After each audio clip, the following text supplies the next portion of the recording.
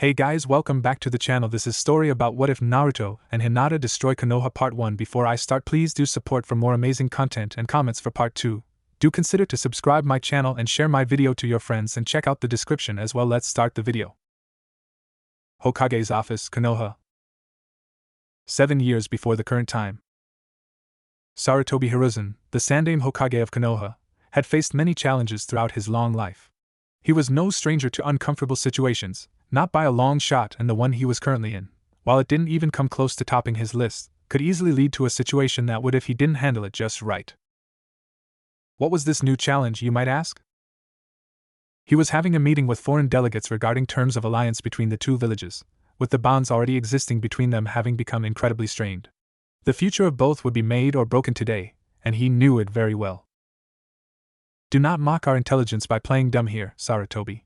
We know there is at least one Uzumaki in this village.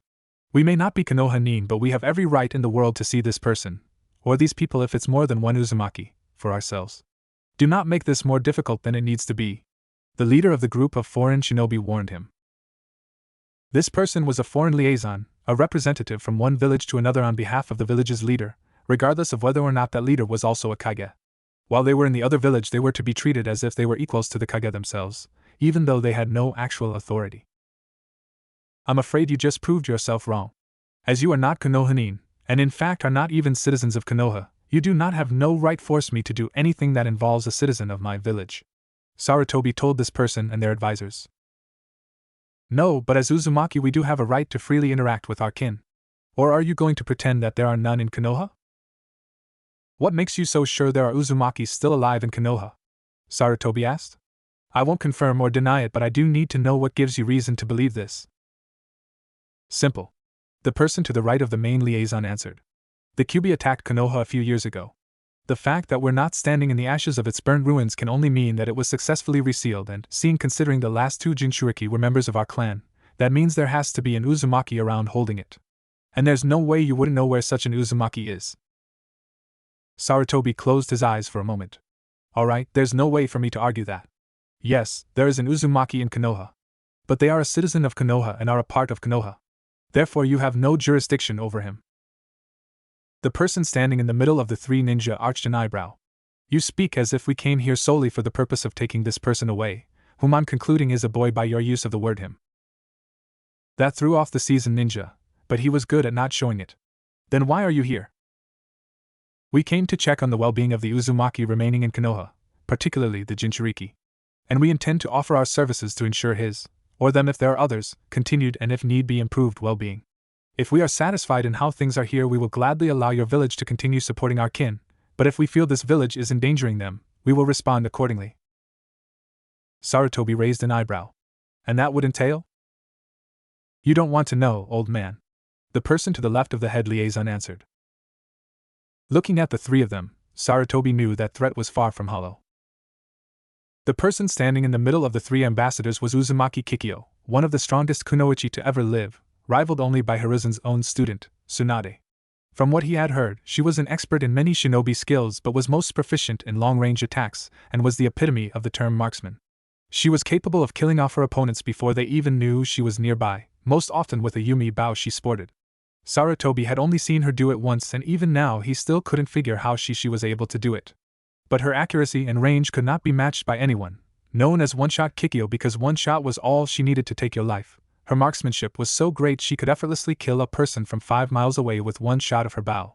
Simply put it, if Kikyo wanted you dead, it was only a matter of time until you died. Appearance-wise, Kikyo was a 24-year-old red-haired woman who always looked and carried herself like a professional. She was wearing the standard Uzumaki armor of her village, which looked mostly like a plated apron for both front and back, with a red long-sleeve shirt underneath and dark blue pants, and a Yumi bow and quiver on her back. Her eyes were azure and her hair was almost as red as lava, cut in a Heim style with a low ponytail behind her. At her hip was a sheathed dagger, though Sarutobi had no idea why she carried such a weapon given her talents. Standing to Kikyo's right was another girl, Uzumaki Miya. She was 19 years old with amber eyes and dull red hair tied at the end behind her shoulders with a gray hataite across her forehead. She was an expert swordswoman, and those that have seen her fight said she was so good they couldn't see her or her blade when she attacked even as she was cutting her opponents down. She had an inherent talent for spotting openings and finding the weak points of both weapons and people. People claimed it was downright impossible to fight her and not lose some blood from it. You'd have a better chance of successfully walking across burning coals than escaping a battle with Mia unscathed. To Kikyo's left was the one male of the group, Uzumaki Jun. He had blue eyes and vermilion shade of red hair, and he was the only person there Sarutobi was unfamiliar with. He wore an armored suit like the other two and carried a shakujo, as if trying to look like a monk. If that was his intention, however, it clearly wasn't working. Sarutobi has seen too many Uzumaki in his lifetime to believe one of them was incapable of kicking someone else's ass. I suppose I should tell you everything, seeing as how you're already on the verge of figuring it out yourselves. Sarutobi started. You are right about there being an Uzumaki in the village, and about there being an Uzumaki Jinchuriki in the village. What you don't know is there's only one Uzumaki in the village and one alone. Are you telling us that Kushina-sama is dead? Jun asked. Sarutobi sadly nodded. Yeah, that was a grave lose for us all. Oh man, Rei is not going to like this bit of news at all, Mia said to her colleagues, who nodded in agreement. Mia, go find Rei. Knowing him, he's probably doing something incredibly stupid right now, Kikyo ordered. Mia nodded, then seemed to just disappear into thin air without using a shunshin. Kushina may be gone, but she died so her son would live. That is something to be respected, Sarutobi added. Her son? Kikyo asked, then smiled. Excellent. So appears there is an heir after all. Heir? You mean a clan heir? Sarutobi asked, wondering if they intended to pull leverage over him somehow. More than that. Heir to all of Uzushio, Jun answered. Heir to an entire village? Sarutobi asked. How can that be? Hidden villages aren't run by monarchies. Yours isn't, ours is, Jun claimed. The way ours works is a bit different from normal monarchs. We have a leader who chooses an appropriate successor from direct family, and if no suitable candidates are available, more distant relatives are taken into consideration. So in that sense, we are a monarchy. But the ruling class must maintain their own training and missions as ninja just like everyone. They rule over warriors, and ninja trust their kage more than their daimyo, so our rulers must be kage more than anything else. But due to the troubles our village has faced in past decade or so, the ruling branch of the Uzumaki family has almost died off entirely. Kikyo interjected. If Kushina-sama has a living son, he is a legitimate heir to the Kage throne. He must be taken to Uzushio. I'm afraid I cannot allow that, Sarutobi said, and saw both of them reach for their weapons. Would you care to hear why? Or would you rather just kill me? They stayed their hands. This better be good, old man, Jun said, just barely to avoid sounding threatening. Sarutobi folded his hands together. First, Kushina and her husband died to protect Konoha from the Kyubi. To take away their son, the Jinchuriki, who to this day still continues to protect the village in their stead, you make their sacrifice meaningless. If that is not enough for you, consider this. The balance of power between the 5 major countries is always delicate. Taking away Konoha's Jinchuriki removes a vital asset from that balance, and leaves the lives of everyone in jeopardy.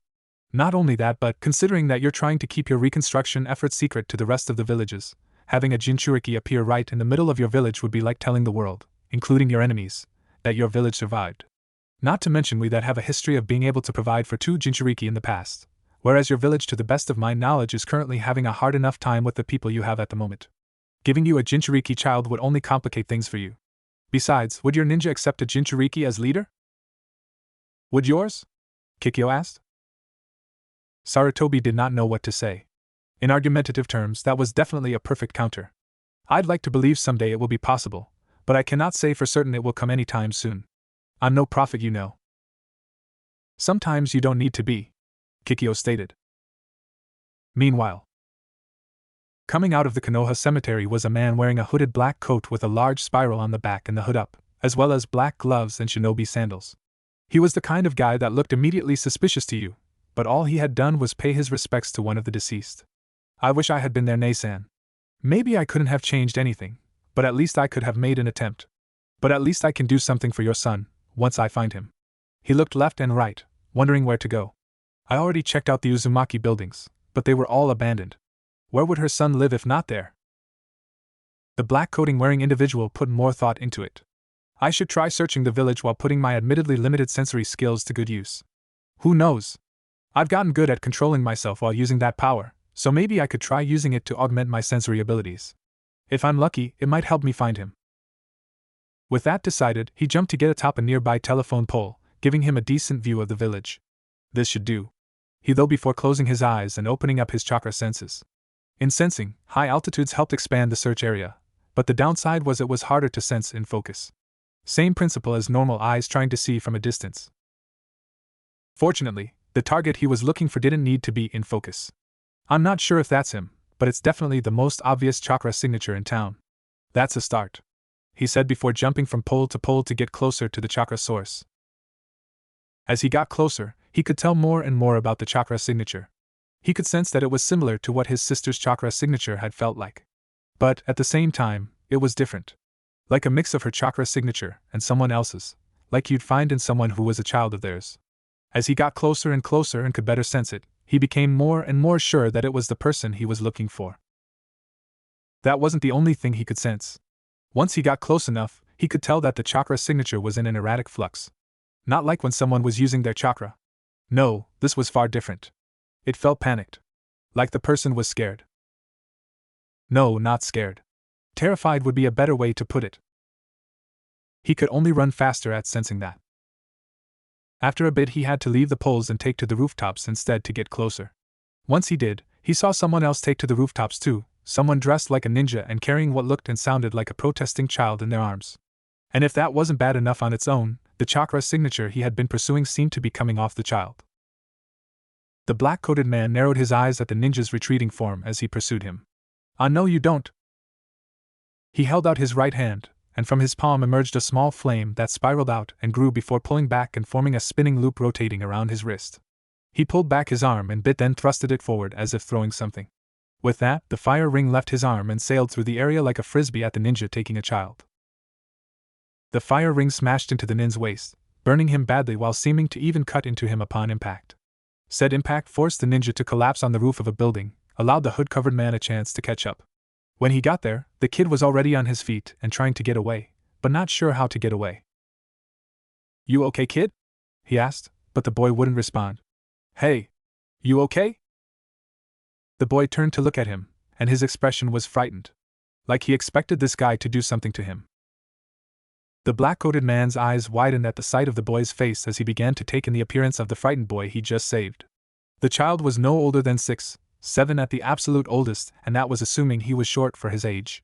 He had blonde spiked hair with blue eyes and a set of obvious whisker marks on his cheeks. His clothes were brightly colored but faded and dirty with some patches, like they were hand-me-downs or ones he had kept for a long time, unable to replace. But what got him most was the shape of the boy's face. It was the exact same shape that his sister's was when she was the boy's age.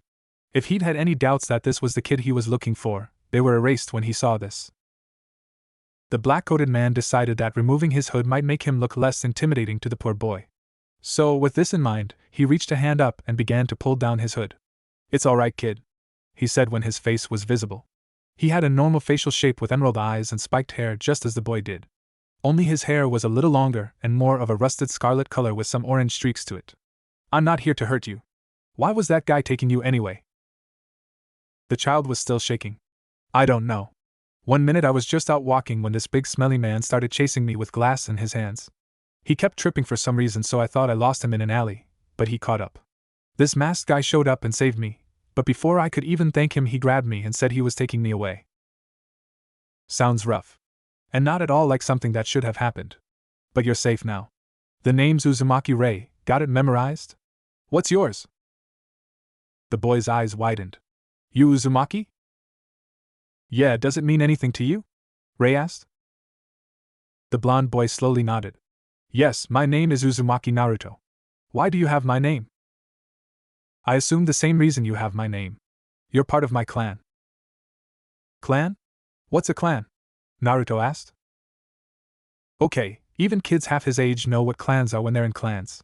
Clearly someone's withholding information from him, and if he doesn't know that, what does he know? Ray asked. Ray just sighed and looked down before mumbling something, then looked up at Naruto. Come on, kid. You and I have a lot to talk about. Why you are not taking that boy anywhere? Ray looked to the ninja he had taken down, and this guy was back on his feet, albeit shaking while he stood. He pressed a button on a black panel on his belt, which made Ray raise an eyebrow. Listen, buddy, there's nothing you can say to me to make me walk away from this boy. And if he is who I think he is, I won't have a problem killing you to make that happen. Got it? So do us both a favor and you be the one to walk away. The ninja, whom Ray noticed had an ANBU mask he did not recognize as being from the normal ANBU, shook his head. I cannot do that. My superior had ordered that this boy be brought to him and failure is not an option. Ray signed and shook his head.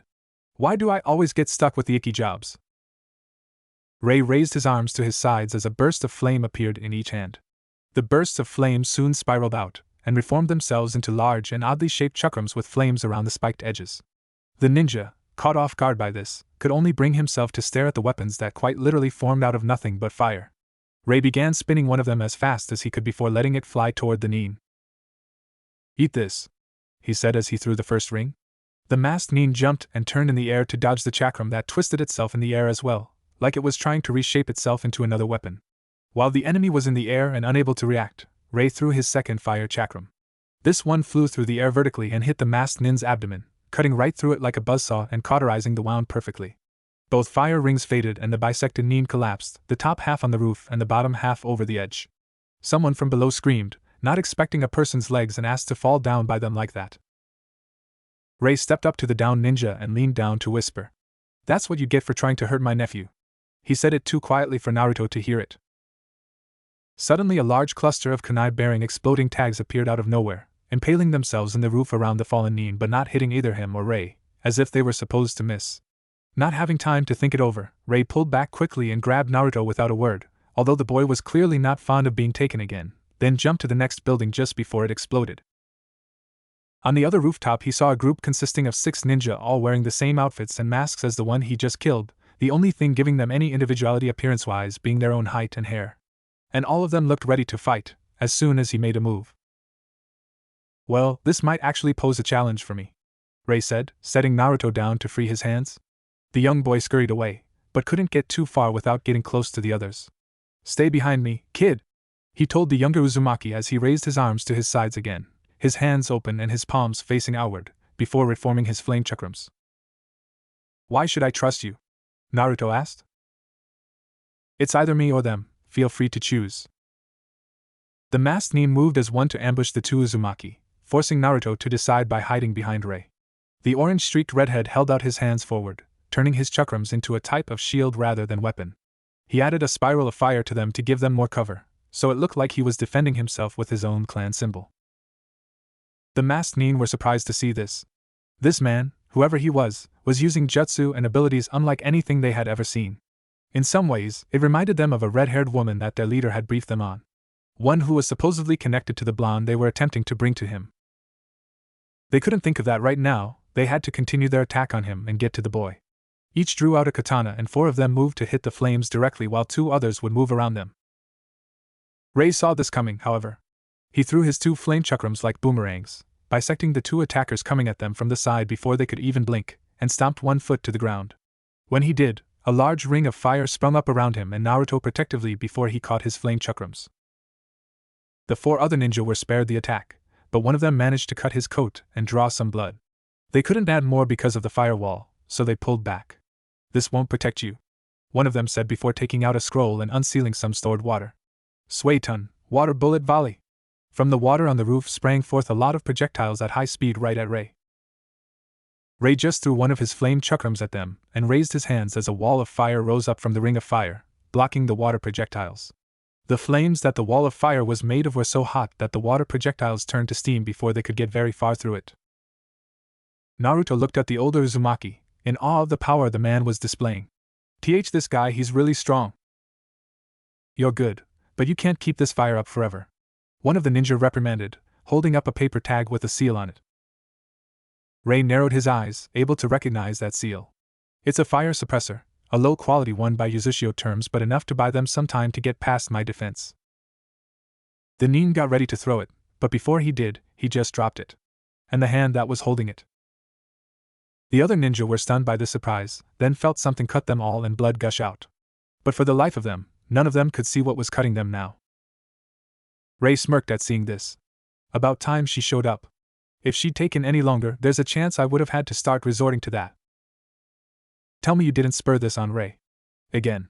The voice of Mia said to him, phasing out of invisibility among the down-masked men, holding her sword which was covered in dripping blood. Nope, not my fault this happened, Mia. Besides, their friend was trying to hurt a fellow Uzumaki. If I had started it, wouldn't you want me to instead?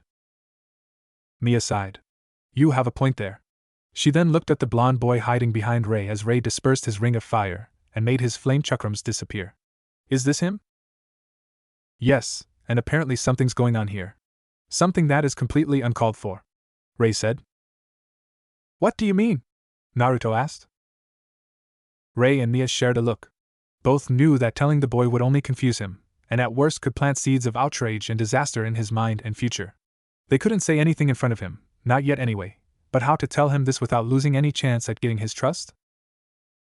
Ray contemplated telling him that they knew his mother and were only able to come see him now.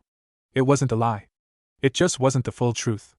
He opened his mouth to speak, but just as quickly as he did that, Mia came right up to the young boy and put her finger on his forehead. In no time, Naruto collapsed and started snoring. Mia, Ray said, bothered. Not now. I know you want to tell him, but doing it without Kikyo-sama is a bad idea, Mia told him. Before you object, are you sure you want to risk offending one-shot Kikyo? Alright, I'll keep my mouth shut. But she will want to hear what I heard, Ray told her. Welcome back, Ray-san. Kikyo greeted formally when the two Uzumaki returned to the Hokage office. I trust you've gotten your little need for sightseeing out of your system. She arched an eyebrow at the sight of the child in Mia's arms. And what's this? Ray held a slightly dark look as he turned his gaze towards Kikyo. This is the Uzumaki we're looking for. And I have reason to believe that he's my nephew, since the last people in this village besides Kushin and Asan that were known to have Uzumaki blood were Tsunade and Nawaki. And, as you know, Nawaki died at about the age of 12 and Tsunade never had any children. Kikyo didn't react, but she looked over the boy. Nothing about him looked like a trait from the Uzumaki clan, but his chakra that was definitely of her clan. There could be no mistaking it. What have you done to the boy? Sarutobi asked. Ray gave the old man a dirty look. I could ask you and this whole village the same thing. Did you know he was being abducted when I first saw him? And before that, a man I'm guessing was drunk, at noon mind you, was trying to hurt him with broken glass? The Uzumaki in the room widened their eyes at these words, then turned to Sarutobi with their eyes narrowed. The old man felt like the air was getting thick with heavy ill intent. Sarutobi, care to explain why such an event would be occurring in your village? It didn't take a genius to figure out that Sarutobi was in hot water with the visiting Uzumaki. The people of Konoha don't take too kindly to the knowledge of this boy being the Jinchuriki for the Kyuubi. Right now, you have an idea of how kindly they don't take it. Don't take it kindly? Ray repeated, offended by the phrasing meant to soften the news. This was attempted murder and attempted kidnapping. This is beyond not liking what he is, this is treating the child like he is the demon. That regrettably is how some see the boy. Fortunately, I've at least forbidden anyone from speaking of it so no one his age knows the truth, Sarutobi replied. Jun folded his arms. With all due respect, Hokage Dano, forbidding anyone from talking doesn't stop them from acting on those thoughts they can't speak of. Clearly this village is not a safe place for the child, Kikyo stated. Sarutobi sighed. As much as I hate to admit it, you're right. But there are a few who look past the hatred of others and see him for who he really is. Like the Hyuga heiress, for example. Mia tapped her foot on the floor. You expect us to leave him here, knowing this, just because a little girl has a crush on him? No, I'd be foolish and undeserving of my job if that was my one argument to the case. Look, the truth of the matter is when Kushina was giving birth the seal on her failed, and someone whose identity we've yet to learn took control of the escaping Kyuubi. Namikaze Minato, the Yandame Hokage, husband to Kushina and father to Naruto there, was able to reseal the fox inside his son, but both parents died in the process. They died believing that Naruto could protect the village better than they ever could. To take him away from Konoha before he even has a chance to be a ninja would be spitting on their sacrifice. Ray clenched his fist at this. I get that. But isn't letting him live in these conditions with people trying to kill him spitting on their sacrifice even more so than taking him away from here should be, a place that one of his parents once called home? There is only so much I can do to keep him safe, Sarutobi explained. Obviously you're not doing enough. Naruto revealed to me he doesn't even know what a clan is. Tell me, how can a clan heir and the one Uzumaki in this village not know something that basic if you were doing everything possible to honor my sister? You're the Hokage, so couldn't you just tell him about his heritage yourself? Ray asked. Sarutobi sighed. It's not as easy as you think. I can't teach him anything ninja-related myself without drawing more attention to us both, but I have told him to always listen in class once he starts the academy. Not only that, but while I was focusing on making sure we recovered from the QB attack, the civilian council got their hooks into the academy and changed the curriculum around a bit. One thing they've done was cut learning about the Uzumaki from the program in order to try and save face with the other nations by making us seem unassociated with your clan. I myself didn't find out until recently, and intend to rectify this situation as soon as possible. You let the civilians decide what should and shouldn't be taught to ninja, Kikyo repeated, making a look of disappointment and bewilderment. It was an expression shared by the rest of her clansmen at the moment. Sarutobi shook his head. No, it's more like they forged my signature and put in an order for it to be changed to their liking. And you let them stay in power? Jun asked, starting to get angry. No, of course not. I had them sentenced to life without possibility for parole on grounds of usurping and defrauding the Hokage. I have the current council fixing the problem now. Like I said, the problem was only recently discovered.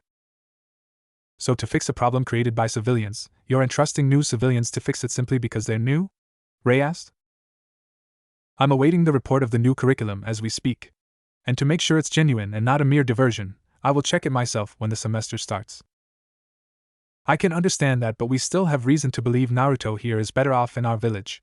Especially if the people who wish harm on him will find ways to use their children to make it happen for them, Kikyo claimed. Sarutobi nodded sadly, knowing that they had a point. Is there any way we can find some sort of compromise that would allow us to fully honor Minato and Kushina's wishes as well as do what's best for Naruto-kun? Ray thought it over for a second before a grin, not unlike one that would be seen on Naruto's face when he was planning something big, stretched across his face. I think I've got an idea. Hiruzen visibly cringed when Ray said those words. I'm going to regret this, aren't I? Konoha Hospital, Konohagakure. Current time. A young boy tried to open his eyes but found that the light was too painful for him at the moment, and was forced him to close them again. What happened? He asked himself, before he managed to answer his own question. Oh right, the team tried to leave and I had to kick his ass to get him to come back. Did a good job of kicking my ass in return, I'll give him that. But then how did I get back here? Wait, I am in Konoha, right? He asked himself as he struggled to open his eyes and tried to figure out what was going on. The boy was none other than Uzumaki Naruto, genin of Konohagakure and Hokage hopeful, who was recovering from his latest mission. As the young Konohanin couldn't even open his eyes immediately and was now covered in bandages that wrapped everywhere other than his hair, mouth, nose, and eyes like a mummy, it was clear that this mission had nearly killed the normally loud blonde. Naruto opened his eyes, fighting the pain he felt in doing so, and lifted his hand above said eyes. See, he could dim the light. He could make out a room with white walls and an open window, as well as a regular beeping noise. Yep, I'm in a hospital, so that's a somewhat good sign. A knock was heard at the door. Naruto by reflex tried to say come in, but his mouth was sore at the moment. The best he could verbalize was a win. Taking that as a sing, the door opened and Naruto saw a familiar face, putting his mind at rest regarding where he was. Yo, Naruto. I'm glad to see you didn't die on my watch. You look like hell though. Did Sasuke really do all that to you? Shikamaru asked. Zosh, he started, then sighed and coughed. Otter? He mimed drinking from a glass to get his point across. Shikamaru sighed. Hold on, I'll go get some. Before Naruto could point out there was a sink nearby, Shikamaru had already left the room. Damn, guy's too lazy to listen to a guy who can barely speak. Naruto groaned before laying back down. But he did a good job leading this mission. He added, then grimaced. This mission, why did it have to happen in the first place? What the hell was Sasuke thinking leaving Konoha? The guy's never wanted anything except killing his brother or having his family back, so I know he wants to get stronger, but why couldn't he just train to do that here? What could Orochimaru give him that Konoha couldn't? And what would have made it worth so much to Sasuke that he'd risk letting Orochimaru take over his body just to get whatever that snake was offering him? Naruto thought to himself as the blonde, going against his usual rash self, tried thinking to himself about what could have happened. For the life of him, Naruto couldn't understand what Sasuke had been thinking. So he tried going over what he did know. Sasuke had lost his entire family in one night to his brother, and swore vengeance on said brother, which is why Sasuke trained himself to be better than 100% to get his revenge. He had been approached by Orochimaru in the Forest of Death during the Chunin exams, and was obviously approached by Orochimaru at least a couple of times after that encounter, both directly and indirectly, with the snake giving him an offer to come to him in exchange for more power. He had failed to kill Itachi the first time he actually saw his older brother. And then he had decided to take up Orochimaru's offer and abandon Konoha and his team, and suffer the legal ramifications of said decision. Naruto had encountered Itachi only once, and truth be told he could understand why Sasuke was so afraid of the guy that he'd make it a point to see him dead. Even if you ignored the fact that Uchiha Itachi was strong enough to kill his entire clan in one night, the guy had a way of making his opponent feel powerless. In fact, that might have been a big part of how he was able to kill so many in one night to begin with.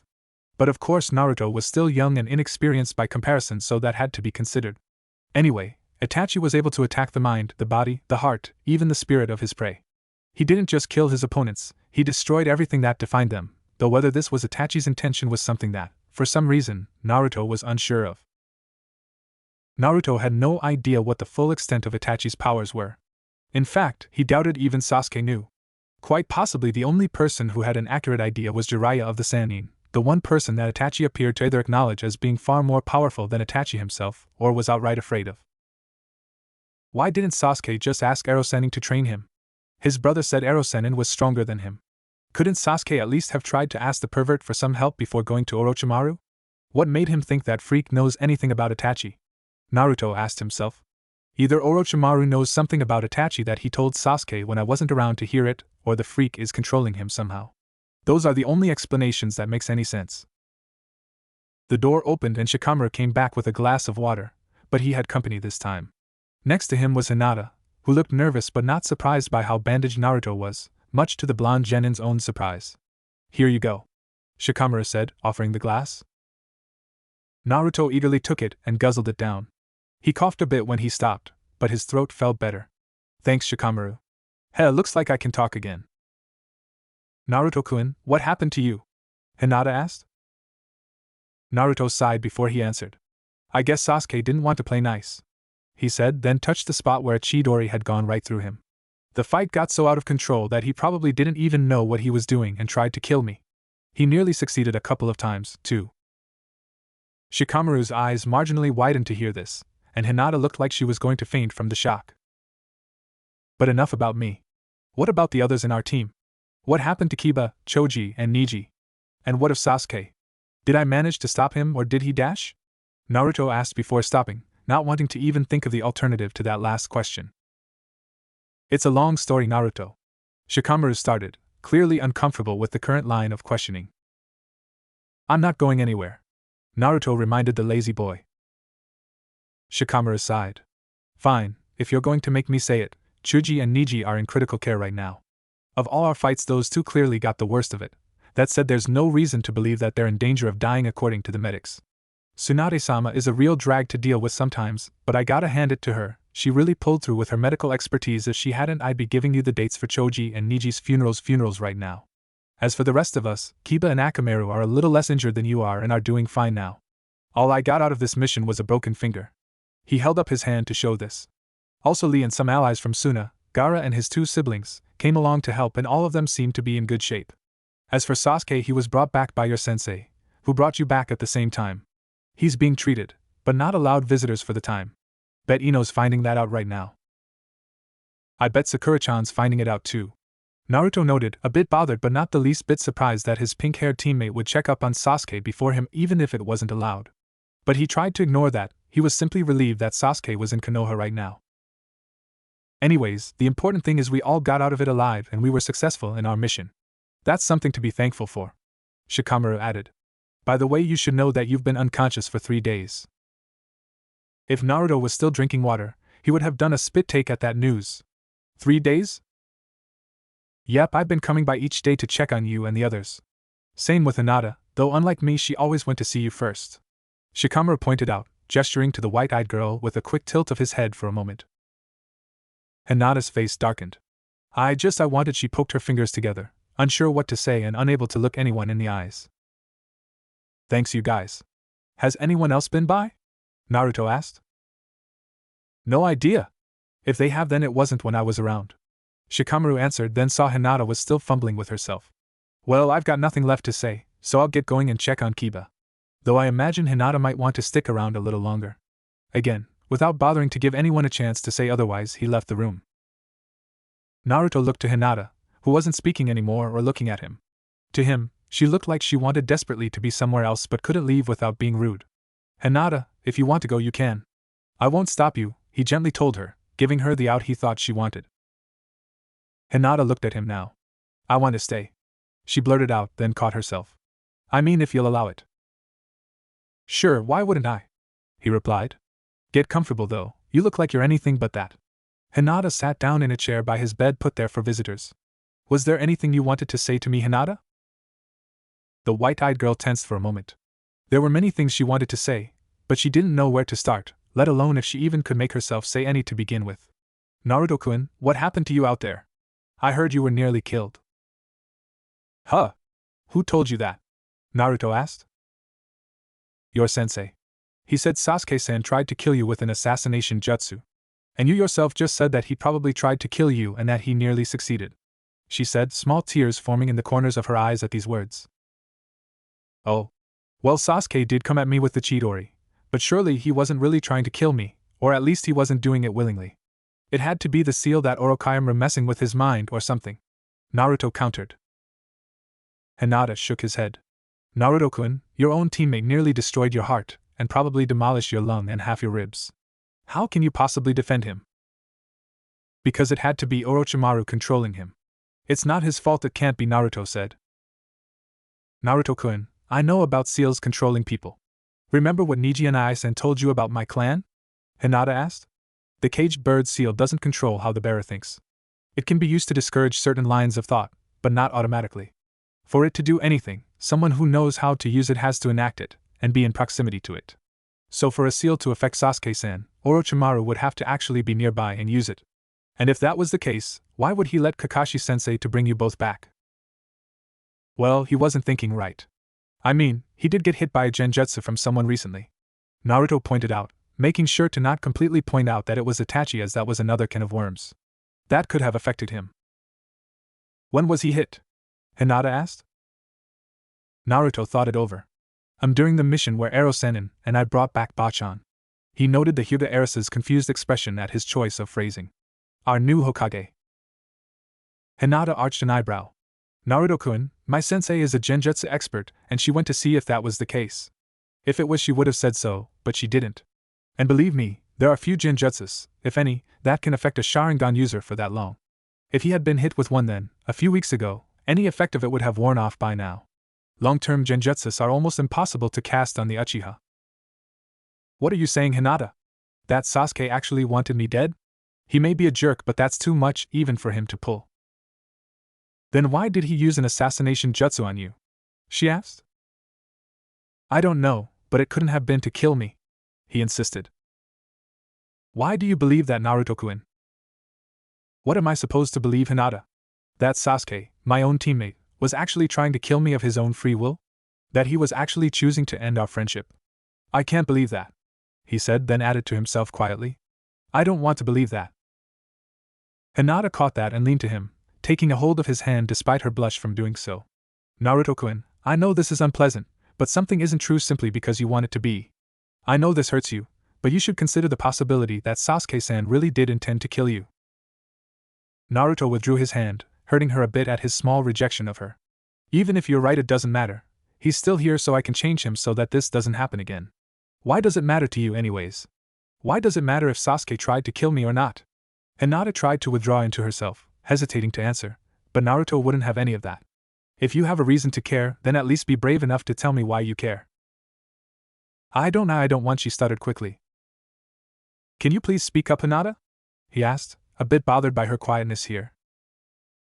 After a brief moment, Hinata, in a display that was completely unlike her, snapped. I don't want you to die, Naruto-kun. I care about you too much to see you get killed. If you were to die, I don't know what I would do with myself. She shouted, forcing herself to be louder but losing control over her own volume when she forced it. Naruto looked at her and was stunned silent. He wondered who was the girl standing before him, and what had happened to the quiet girl that was the Hinata he knew. Hinata blushed even more after that outburst, and looked out the window to avoid making a further fool of herself. Hinata? He gently called to her, but she didn't respond. Hinata, what did you mean by that?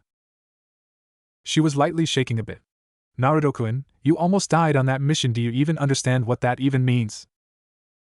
Yeah, that kinda comes with the job, Hinata, he remarked. This was different. You almost died, all because you tried to bring back someone who you thought wasn't going to try to kill you. Did you think Nijian Aisen wasn't trying to kill you in the Chunin exams? Did you think he wasn't trying to kill me? No, I did see that, he told her. Now Hinata looked at him, tears starting to fall from her eyes slowly. You tell me you don't believe Sasuke-san was trying to kill you, and you say the main reason you believe this is mostly because you don't want to believe the alternative. What if he was trying? What if he tries again? Are you going to leave yourself open because you want to believe he's just playing around? But... No, Naruto-kun, no buts. Remember how mad you got when Nijian Aisen almost killed me? She asked, and he nodded. The thought that Sasuke-san tried that to you is making me just as mad, and hearing you defend him hurts me as much as you would be hurt if I had defended Nijian Aisen to you right after it happened. Naruto was taken aback by this, as Hinata did have a point. Niji's attempt to murder Hinata during the Chunin exams was one of the few times in his life where Naruto admitted he was genuinely pissed at someone. Everything Niji had done or said was so wrong and offensive that it was impossible not to get mad at if you were a decent person. But he never thought someone would feel the same way towards someone if he had been in Hinata's place in that situation. Most of the time, he believed that most people wouldn't really care enough to do anything about his death. Some would cry, but none would swear to get back at his killer like he swore to get back at Niji. But was he wrong? Would people actually be so pissed at someone for killing him that they would get back at him? And in this case, would Hinata really be one of them? Naruto-kun, the fact is Sasuke-san tried to kill you.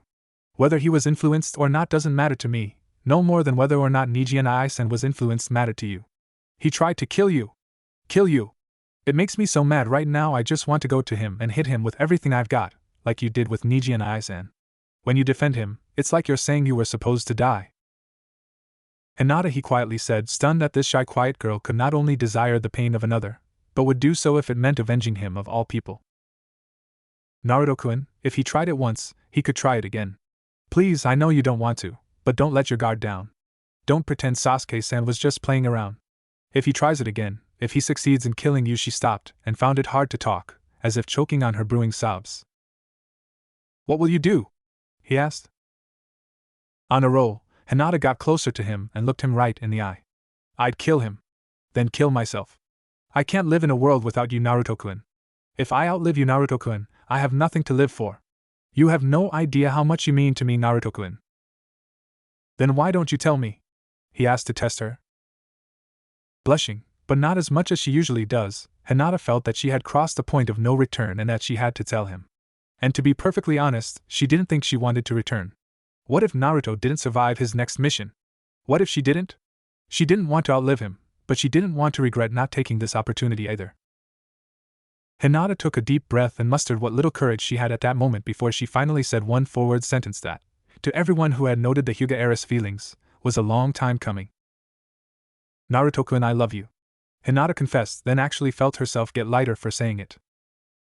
It was as if, with that one sentence, the chains around Hinata's confidence had just shattered and the weight of her self-doubt had suddenly lifted off her shoulders. I love you. You don't have to say you love me now. I won't be upset if you don't love me yet, or even if you never do.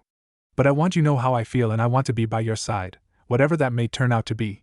Can you at least give me a chance before you decide what you want to do? Naruto didn't know what to say and, to be honest, no one would have been able to blame him. A girl he had always thought of as a wallflower, a girl he thought of as just a little weird, had just confessed that she loved him, turning into almost a different person just to say those words. None of the things he knew, and none of the things he had been through in his life, could have prepared him for this. And if that wasn't strange enough, she was okay with him not returning the sentiment for the rest of their lives as long as he at least made an effort to learn about her before deciding what he wanted and thought about her. As of that moment, Naruto had a better chance of finishing the test of the first round of the Chunin exams and getting all of the questions right than knowing what to say to Hinata after this bombshell. All of a sudden there was another knock at the door, forcing the two to break eye contact, and allowing Naruto to actually begin to attempt to comprehend what Hinata had just told him, and look at who was now here. The door opened, and in walked Kurenai. Hi, you two. How are things? We're good, Kurenai-sensei. Hinata greeted. Yeah, we are. Naruto made himself say. What brings you here? Oh, nothing. I was just checking up on Kiba and Shikamaru told me Hinata was here, so I thought I'd see what was going on with you two. Nothing's going on, Naruto said, a bit too defensively. Kurenai arched an eyebrow at his way of saying it, and noted Hinata looked like she was hiding something. I guess she must have finally told him. Well, even if she did, it's between the two of them and not something I should get involved in. Since it looks like the boy wouldn't know what to do with her even if given an instruction manual. That said, that was something that Hinata needed to say and something Naruto had to learn, so it's definitely for the best for both of them, especially if those rumors I've heard recently are true, the Genjutsu master thought to herself before turning her attention to her student. Then come with me, Hinata. It's time for our team's lesson, or yours and Shino's, seeing as how Kiba won't be going anywhere for now. Unless you'd rather spend more time with Naruto here. This was one of the hardest decisions in Hinata's life. She didn't want to disobey her sensei, but leaving Naruto so soon after pouring out her heart would devalue her effort. Yet if she stayed, how would she explain it to Kurenai without making her suspicious or maybe even upset? And if she stayed, that would amount to putting Naruto on the spot and making him feel like he had to give her an answer to something he didn't even know how to think about right now, much less what he would think of this revelation. Sensing her internal conflict, Naruto decided he needed to help her in some way. It's okay, Hinata. You told me you want to get stronger too, and this is part of it. Besides, it's not like you won't have any time to come back if you want to, right? Hinata wasn't sure what to say, but she nodded. She knew he needed time to process the big revelation she had just given him, and she didn't want to come across as needy or fangirlish by making him feel like he had to respond on her terms. Alright, I'll be back later today, Naruto-kun. Hinata was led out of the room, giving the whiskered blonde one last hopeful glance before departing. However, Kurenai didn't leave when her student did.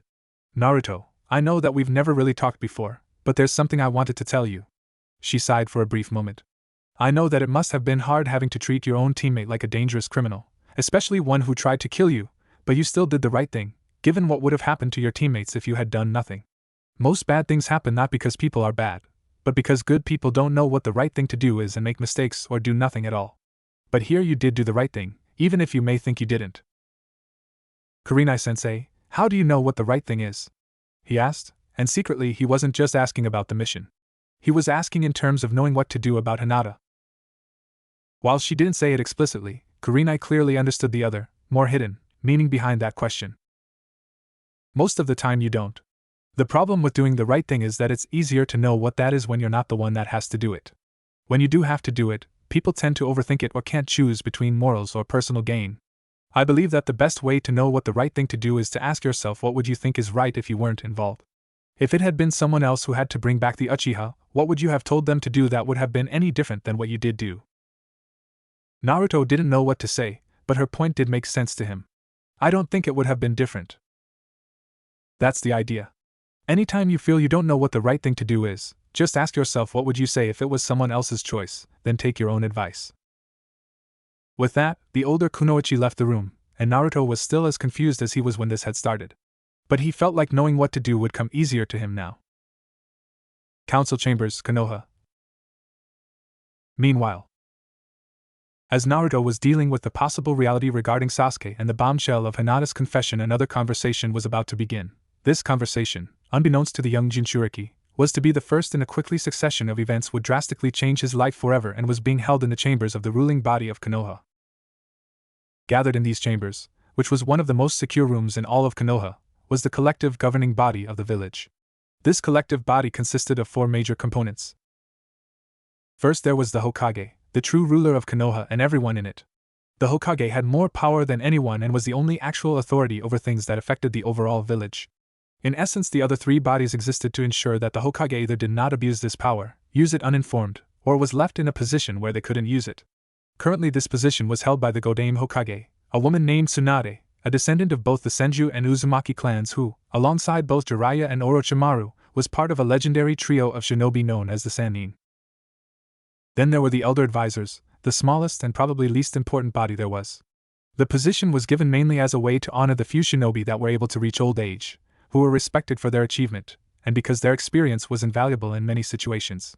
In other situations, however, the advice of the elders was dated and obsolete in the mostly youth-oriented ninja world. The times were always changing, as well as the people and things within said times, so they were rarely the first group approached for viewpoints. Currently this position was held by Mitokata Hamura and Yudatane Koharu, the teammates of the late Sarutobi Hiruzen. Next up, there was the Shinobi Council, which consisted of the heads of the clans of Konoha, the director of the Anbu division, and a couple of other high-ranking members within the ranks Konoha Shinobi. Their job was to both oversee the clans, the ANBU Black Ops division, and the rest of the Konoha needs to ensure there were no issues within their ranks that could pose a possible threat to the village, and ensure that the laws of Konoha were upheld. Some notable members were Hyuga Hayashi, Naro Shikaku, and Shimura Danza, who was currently filling in for the Uchiha despite not being a member of the clan himself. Never mind the fact that there wasn't an Uchiha clan to begin, as there was only one very problematic Uchiha left in Konoha. And finally there was the Civilian Council, the one group that had the least power in the village among the three representative bodies of the council, barely a step above the elder advisors in terms of actual power. Konoha was a village that both housed and was the center of the host country's military, like the other hidden villages, with the host country being the land of fire in this case, and was sort of like a gigantic barracks, and that's the central role. Despite this, however, Konoha was still a village and had all the responsibilities and concerns of one insofar as the civilians, who provided many important or desirable services for the shinobi and others, were concerned. As the shinobi were often too busy dealing with missions and legal issues to oversee the overall maintenance of the village itself, it was the job of the Civilian Council to keep an eye on the well-being of Konoha's utilities and the non-ninja economics. Tsunade, seated in the Hokage chair of the room, looked around the room before calling the meeting to order. Everyone, now that the members of the Sasuke retrieval team are now in stable condition, meaning that I have some time to be away from the hospital, I feel it is time to inform you on what has recently happened. As you all know, Uchiha Sasuke defected the village to join Orochimaru and his village, Otogekure. The team sent out to bring him back before he could reach Otogekure was successful, with Sasuke being detained for the time being. 4 of the 5 members of the team we sent were seriously injured, with 2 of those members being in critical condition, but they're all out of harm's way and they will all make a full recovery, though it may take some time for a couple of them. That's good to hear, Akimichi Chusa said. The Akimichi clan head was one of the first to hear about his son Choji's predicament, the young member of Team 10 being one of the 2 team members that was in critical condition after the mission. Right now Sasuke is also undergoing treatment in the prison wing of the hospital, having been injured after he forced one of the members of the team to use force to stop his attempt to defect. I have granted visitation right to the members of his team, but only if they follow proper channels first. The others involved in the mission have not been placed under any restrictions beyond that the hospital itself places on its patients. For the time being, however, I must insist that you avoid making unauthorized visits to Uzumaki Naruto until he's released. May we ask why? Hayashi asked. I mean, it's not I'm saying that any of us here were planning to visit the boy, but that's a bit uncalled for. This is mostly a safety precaution, and something for you to tell those under your care on my behalf. The reason for this is that Naruto took on a lot of injuries in his effort to subdue Sasuke. Precautions must be made to ensure that the seal has not been damaged from Sasuke's actions. Are we in danger of the fox being released? A concerned civilian asked. When Sarutobi was put back into power, a couple of civilian council members took the opportunity to try and seize more power in the village and to unleash more torment upon a young Naruto whose life they had already made a lonely hell. They had attempted to destroy certain information from the village archives, attempted to change the academy curriculum to be more civilian-friendly, and of course some of the civilians attempted to spur on propaganda against Naruto when he was helpless despite the 4th Hokage's wishes. Thankfully Sarutobi and the ninja, with the higher-ups not having the blind hatred towards Naruto that the civilians and some of those within their ranks had, though some clan heads were annoyed by Naruto's pranks whenever he happened to be directed those pranks towards their clan, had been able to catch these civilians before they could achieve their goals and make an example of them. The civilians now knew better than to push their luck in the presence of people trained to fight others, and who pushed their luck all the time and were able to do it better than the civilians ever could. But this didn't necessarily mean they liked Naruto, no, they were just better at holding their tongues regarding the subject of him. Tsunade sighed before answering the civilian's question. If that were the issue, I think the Kyuubi would have broken out by now, Tsunade told them. This is more a precaution so an actual seal expert can make that call for us and determine any effects it could have on Naruto himself. Also, this brings me to something that I'm hesitant to present, but must do. This got everyone's attention. Tsunade wasn't the kind of person to hesitate in speaking her mind. Whenever the slug Sannin was uneasy about something she was about to discuss, as she apparently was in this case, that was an ominous sign of whatever was to come next. Rest assured that we're not in any danger, but this is something that does concern everyone both in this room and in the village. Several years ago my predecessor and sensei, the Sandaime Hokage, made a deal with an old ally of our village. Now that ally has come to collect what we owe them, so to speak. Tsunade started. It's a bit difficult for me to explain this on my own, so I'll let the people in question explain why they're here on their own behalf. The door opened, and in walked 4 people. They were none other than the same 4 Uzumaki who met with Sarutobi 7 years ago, looking completely unchanged by the time that had passed since that first meeting, led by the feared one-shot Kikyo just like they were back then. The 4 were acting professionally, but it was clear to the member of the council that we're not here for friendly chit-chat. Everyone, I present to your representatives of our allied village, Yuzushio-gakure. And to be more specific, the representatives of the Uzumaki clan as well. Tsunade told everyone. Wait, Uzumaki clan? Inuzuka-tsuma asked. I thought they were all wiped out. Indeed, and I thought the same for the entirety of Yuzushio. Aburame should be added. If this was not the case, then why were we misinformed? Because we wanted everyone to believe we were destroyed beyond those who needed to know otherwise. And since we're ninja, we acted accordingly. Tell me, Aburame, what is a ninja's greatest tool? Kikyo asked, clearly recognizing the attire of the clan of insect handlers. Deception. But to be fair, if you are our allies, why would you deceive the rest of us and not the Hokage? Shibi replied.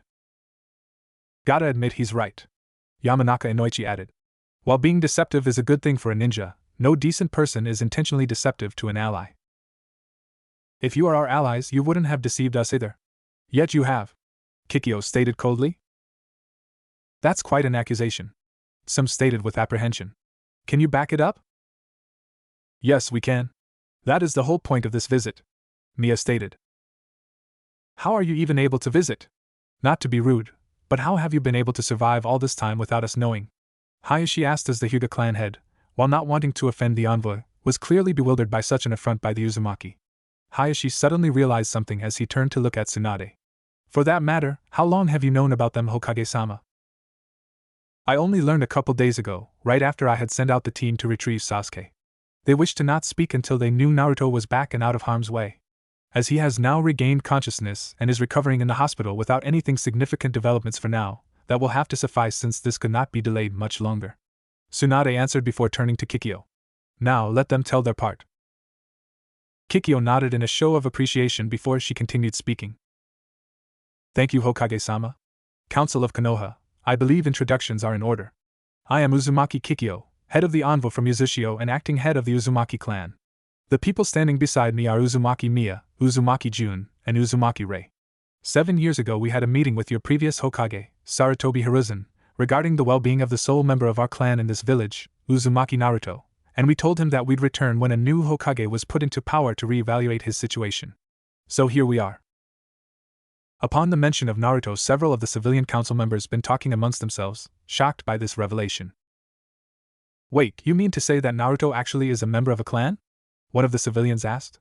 I was told he was given that name in honor of your clan, but there was no blood connection. Indeed, and no offense to you or your companions, Kikyo-dano, but from what I can see none of you even look like the boy. Another civilian pointed out.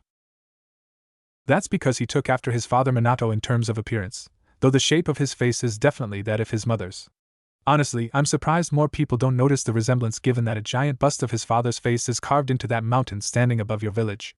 Rei commented. Most of the civilians didn't hear Rei's comment beyond the mention of that name, fully aware that Rei was referring to Namake's Minato, the Yondaime Hokage. It didn't take long for them to put two and two together and realize that Rei was saying that Naruto, rather than being the human form of the Kyuubi, as some of the civilians had once believed up until Naruto's successful defense against over-rampaging Ichibi during the Otosuna invasion, was the only child of the revered Hokage.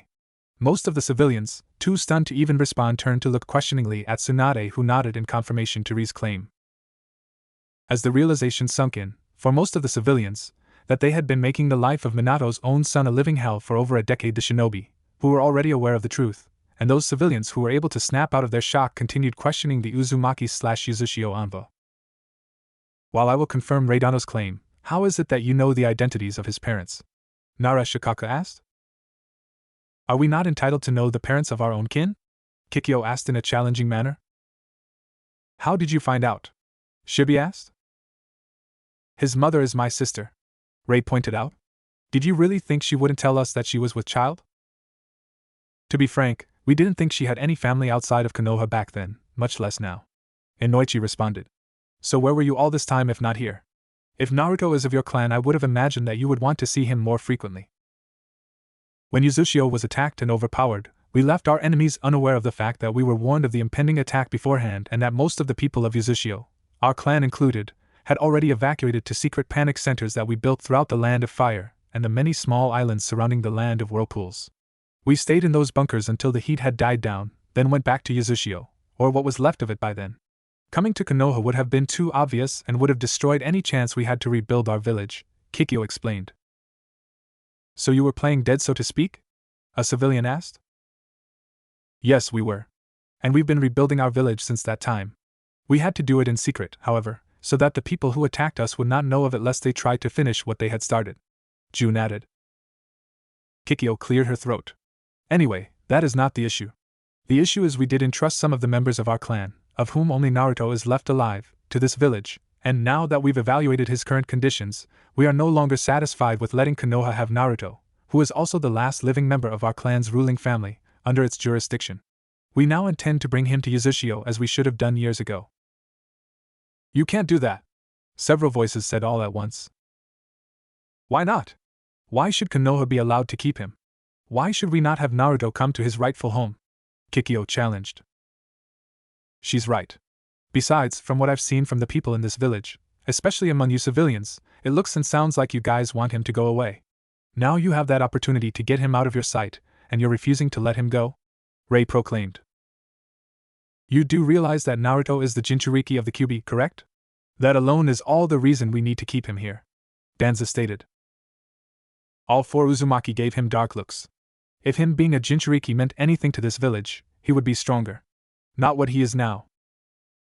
What do you mean? Ray handed Kikyo some papers.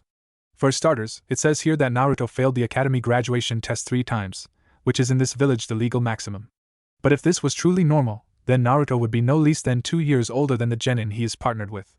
Yet it's confirmed he's younger than them both, same with others dubbed the Rookie 12 by those that know the genin.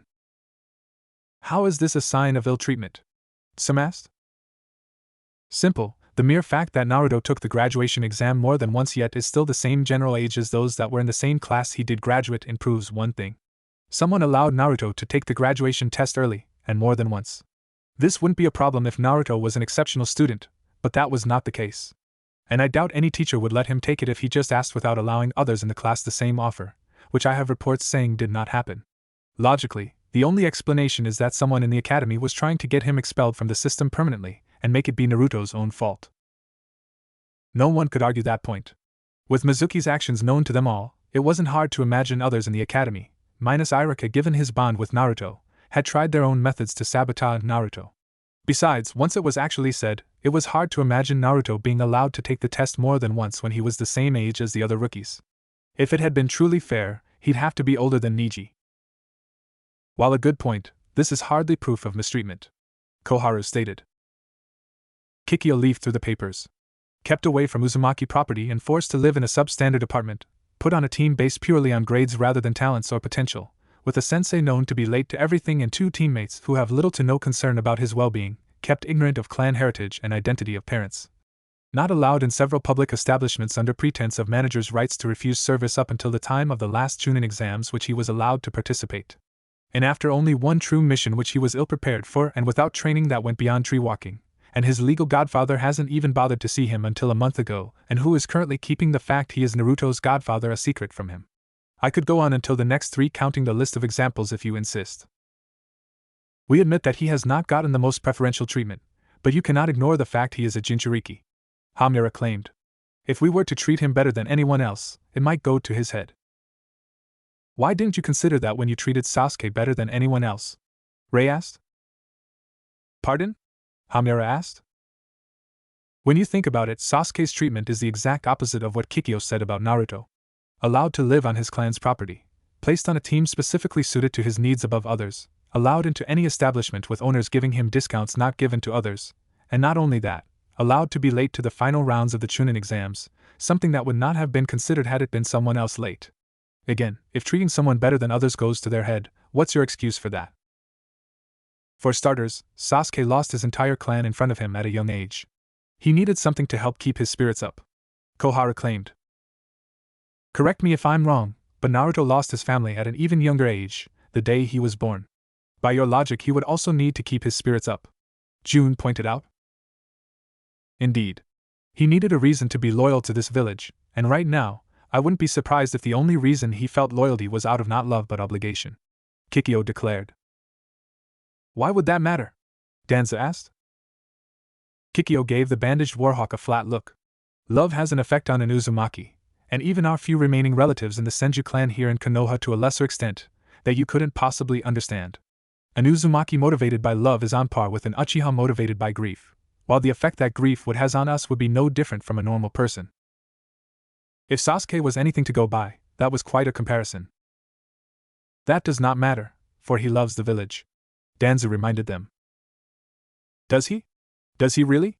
Mia asked. Of course, he goes on and on about how he wants to become Hokage someday, Kohara said, and everyone in the room nodded. That must mean he loves the village. That only means he wants to be in charge. It does not mean he loves Konoha, Mia clarified. Who would want to be in charge of a village they didn't love? Shikaka asked. Someone who doesn't know what he's fighting for. Tell me, if Naruto knew what you were keeping from him, would he still have faith in this village? Kikyo asked. He will learn when he is ready, Danzo told them. And when is that? Excuse me? When will he be ready? Kikyo repeated. What standard must he meet before no more secrets will be kept from him? With all due respect, and while I don't want to sound like I agree with Danzo, that is Konoha business, Tsunade told the redhead woman, with her open attack on Danzo going relatively unnoticed by the council as she would say something along similar lines at every meeting. Very well, but we are still adamant in our claim. We have decided that it is time for Uzumaki Naruto to come to Yazushio and be placed under our care, and we are here to take him to Yazushio as per the first condition of our agreement with the Sandaime Hokage. You can make this much easier on yourselves by not interfering with this. Well, you came here for nothing, for you can have him, Danzo interjected. Kikyo gave him another flat look.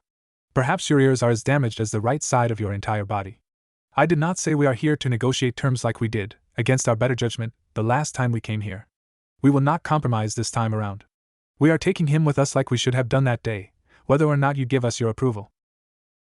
What kind of nonsense is this? One of the civilians said loudly. You say that we've not taken proper care of Uzumaki Naruto, but despite knowing of the boy for about 7 years up to this point, you have done absolutely nothing for him in that time. And you think you can just up and take him from this village just because you share the same name? You want the boy to trust you, but yet you keep holding things over his head like it's leverage? That is bound to backfire someday. Not like it matters, as this is Naruto's last day as a shinobi of Konoha. That is our final word on this matter as Uzumaki Naruto's fellow clansman, no ifs, ands, or buts, Kikyo remarked. And what makes you think you can do more for him than Konoha can and has? Hayashi questioned, the Hyuga clan head being among those trying to defuse the heated standoff but not wanting to give in to the envoy's demands, as he and the other shinobi saw them.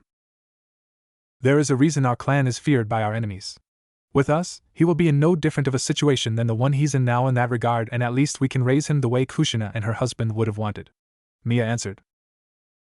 Being feared is not necessarily a good thing, Tsunade pointed out.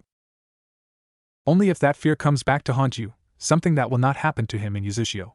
Do you have reason to believe that he won't be better off with us? Kikyo countered. That is a moot point. Naruto belongs here in Konoha. This is his home, everyone he knows and cares about is here, and it was his father's wish that he protect Konoha, Tsunade told them, trying to think of Naruto's best interests instead of just playing a game of tug-of-war with another village and him as the rope. Before this conversation escalates into anything worse than that, I think I know how this can be settled in a very easy way. Mia spoke up, causing everyone in the room listen in. Let's have Naruto himself decide what he wants, after he's heard what both villages can offer. The council discussed this suggestion amongst themselves while Shizen, Tsunade's assistant who was watching the proceedings by her master's side, approached her longtime master. I think maybe we should follow Miyadano's advice. If anything, he should be the one to decide what he's going to do, and it's unlikely he'll choose to leave anyway, Shizen suggested, to which Tsunade sighed. Very well then. We'll let Naruto be the one who makes the final decision, Tsunade declared, even as she got the sinking feeling that this was not going to end well. Konoha Hospital, Konoha. Current time. While people had been talking about Naruto, when evening came he got another visitor. His teammate Sakura walked in, making him smile. Hi Sakura-chan. The pinkette failed to return the expression. Instead, her face was contorted into one of shock and fear. She looked at Naruto as if he was somehow Gaara instead. Naruto, what happened to you? Who did this to you? Oh, this? This is nothing to worry about. Sakura frowned. Then why are you in a hospital? No idea, I woke up here. But I'm fine, he insisted. Naturally, Sakura was not convinced. Naruto, who hurt you? Sakura pressed. A little bit of this came from Orochimaru's goons, but it was mainly Sasuke when I had to fight him. He carefully admitted, knowing that saying stuff about Sasuke around her was like walking into a minefield. Sakura gasped and covered her mouth. He did this to you? She asked in disbelief. When she asked Naruto to bring Sasuke back, she knew a fight was inevitable and it might go badly, but thinking about it and actually hearing it that happened are two different things, especially when the results were even worse than she had imagined. But why would he do that? I'm not sure, but if you asked Hinata, she would say that he was really trying to kill me, Naruto told her. She said that? Sakura asked. Naruto nodded. Yeah, look, I don't want to believe that Sasuke would really go that far just as much as you, Sakura-chan, but after what Hinata said to me, what if she's right? What if Sasuke really was trying to kill me? I don't know, but I'm going to ask him myself later, Sakura said firmly, with a look that said for once she wasn't going to listen with her fangirl filter on. After a moment her face softened, and she looked at Naruto with what he could only assume was regret. I'm sorry I made you go through all that, Naruto. Hey, don't blame yourself for this, he said. It wasn't like the mission came from you, it was Bachan's orders. Besides, I would have brought him back even if you didn't ask me to do it. Remember what Kakashi-sensei said about abandoning friends? Sakura nodded. Yeah, but I think Sasuke-kun might need a reminder. Anyway, irregardless of what Sasuke was trying to do, when I'm out of here I'll make sure it never happens again. Believe it? Sakura smiled and chuckled, for once comforted by his irritating catchphrase. Thank you, Naruto. She then turned away. Where you going? He asked. Sakura turned only halfway back to him, allowing him to only see half of her face. To give a reminder. Hospital hallway, Konoha. Moments later. Her training done, Hinata was on her way back to her favorite blonde. He's bound to still be confused on what to think regarding me. I need to help him, and I can do that by spending time with him and letting him get to know the real me more. Then maybe he will like me more than Sakura. Even if he still likes her though, I won't leave his side, no matter what.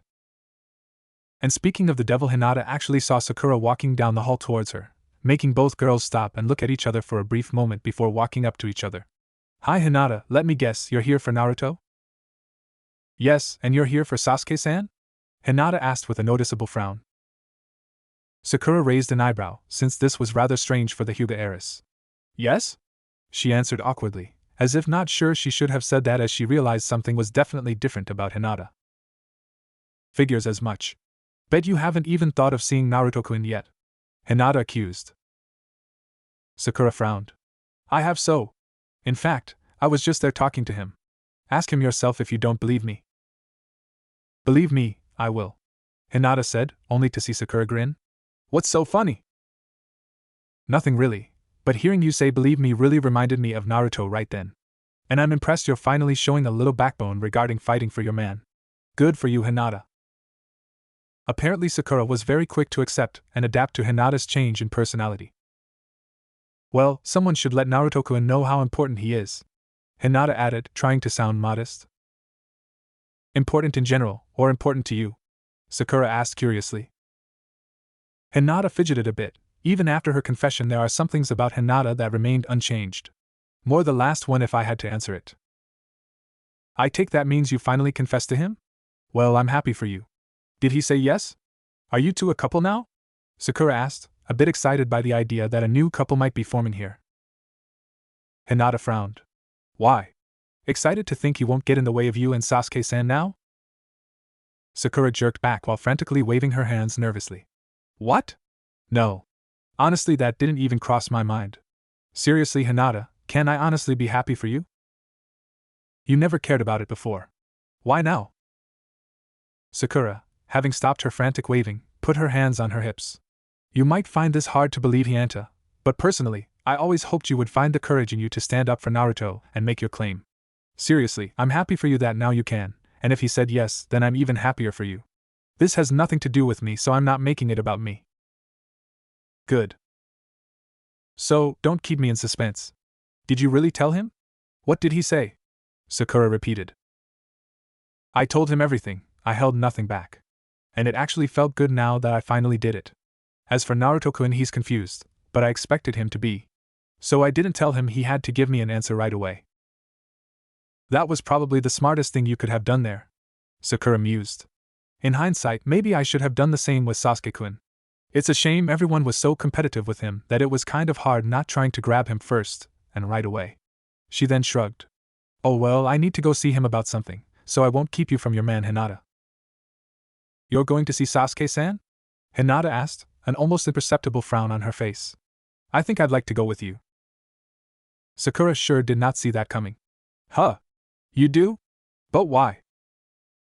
I have a few things I want to say to him. Things Naruto-kun won't say. Considering how banged up Naruto looked, and how Sasuke-kun is the one responsible for it, I can't honestly fault her for sticking up for her crush. The pinkette told herself. Though this is a side to Hinata that I've never seen before. How do I know she's not going to try and actually hurt Sasuke-kun? I'll see if I can let you come with me, but if you can, understand that I won't hesitate to stop you if you try to hurt Sasuke-kun, Sakura said, thinking this was the best way to get her answer. Hinata nodded in understanding, and the two girls proceeded to a different section of the hospital. By the way, Hinata, if you don't mind my asking, what made you decide now was the time to make your stand for Naruto? He almost died this time, Hinata said, sounding like she was about to cry a bit. Sakura put a hand on her shoulder in an attempt to console her. It's okay, Hinata, regardless of what happened, he's still alive, and now you have your chance to be with him. Trust me, you don't want to miss the opportunity when it comes. She recalled her offer to Sasuke when he was leaving Konoha, and even though she knew when she made the offer to go with him that it was wrong, it was a chance she couldn't pass up. To her, Sasuke was worth fighting for, like how Naruto was to Hinata. It wasn't her smartest idea, but even now she didn't regret having it. I won't, I've known for years I needed to do something, and since graduation I've known that more. I guess I just thought I had more time, and here I was proven wrong. Naruto-kun's strong, but he's not invincible. No more than I am.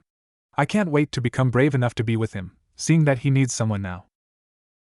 Good for you, Sakura said. Nothing more was said until they got to the room, guarded by an umbu.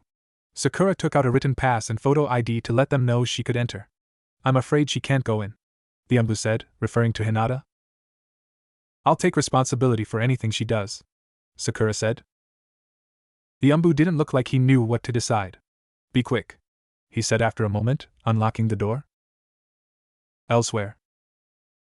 As Sakura and Hinata prepared to confront Sasuke, a group of mysterious figures were meeting in an undisclosed room somewhere in Konoha to meet with another mysterious figure who stood before them speaking. After giving the people a series of orders, the mystery person finished their apparent briefing.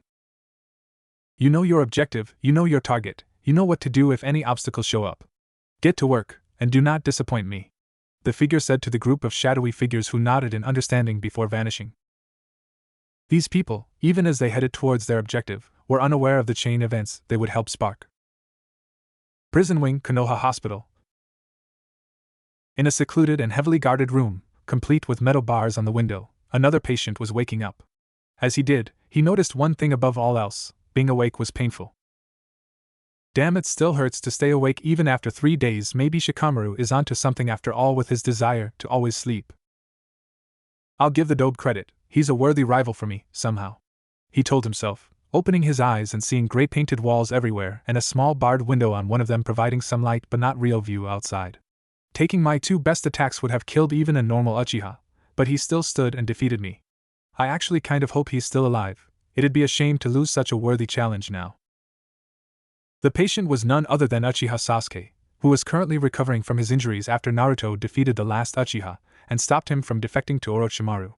As Sasuke tried to avoid losing consciousness, he heard the door to his room open and heard an all too familiar voice. Good, you're awake. Sasuke looked to his left despite the ache in his neck. Standing by the door was Haruno Sakura, arms folded, and Hyuga Hinata, hands on her hips, elbows pointing out.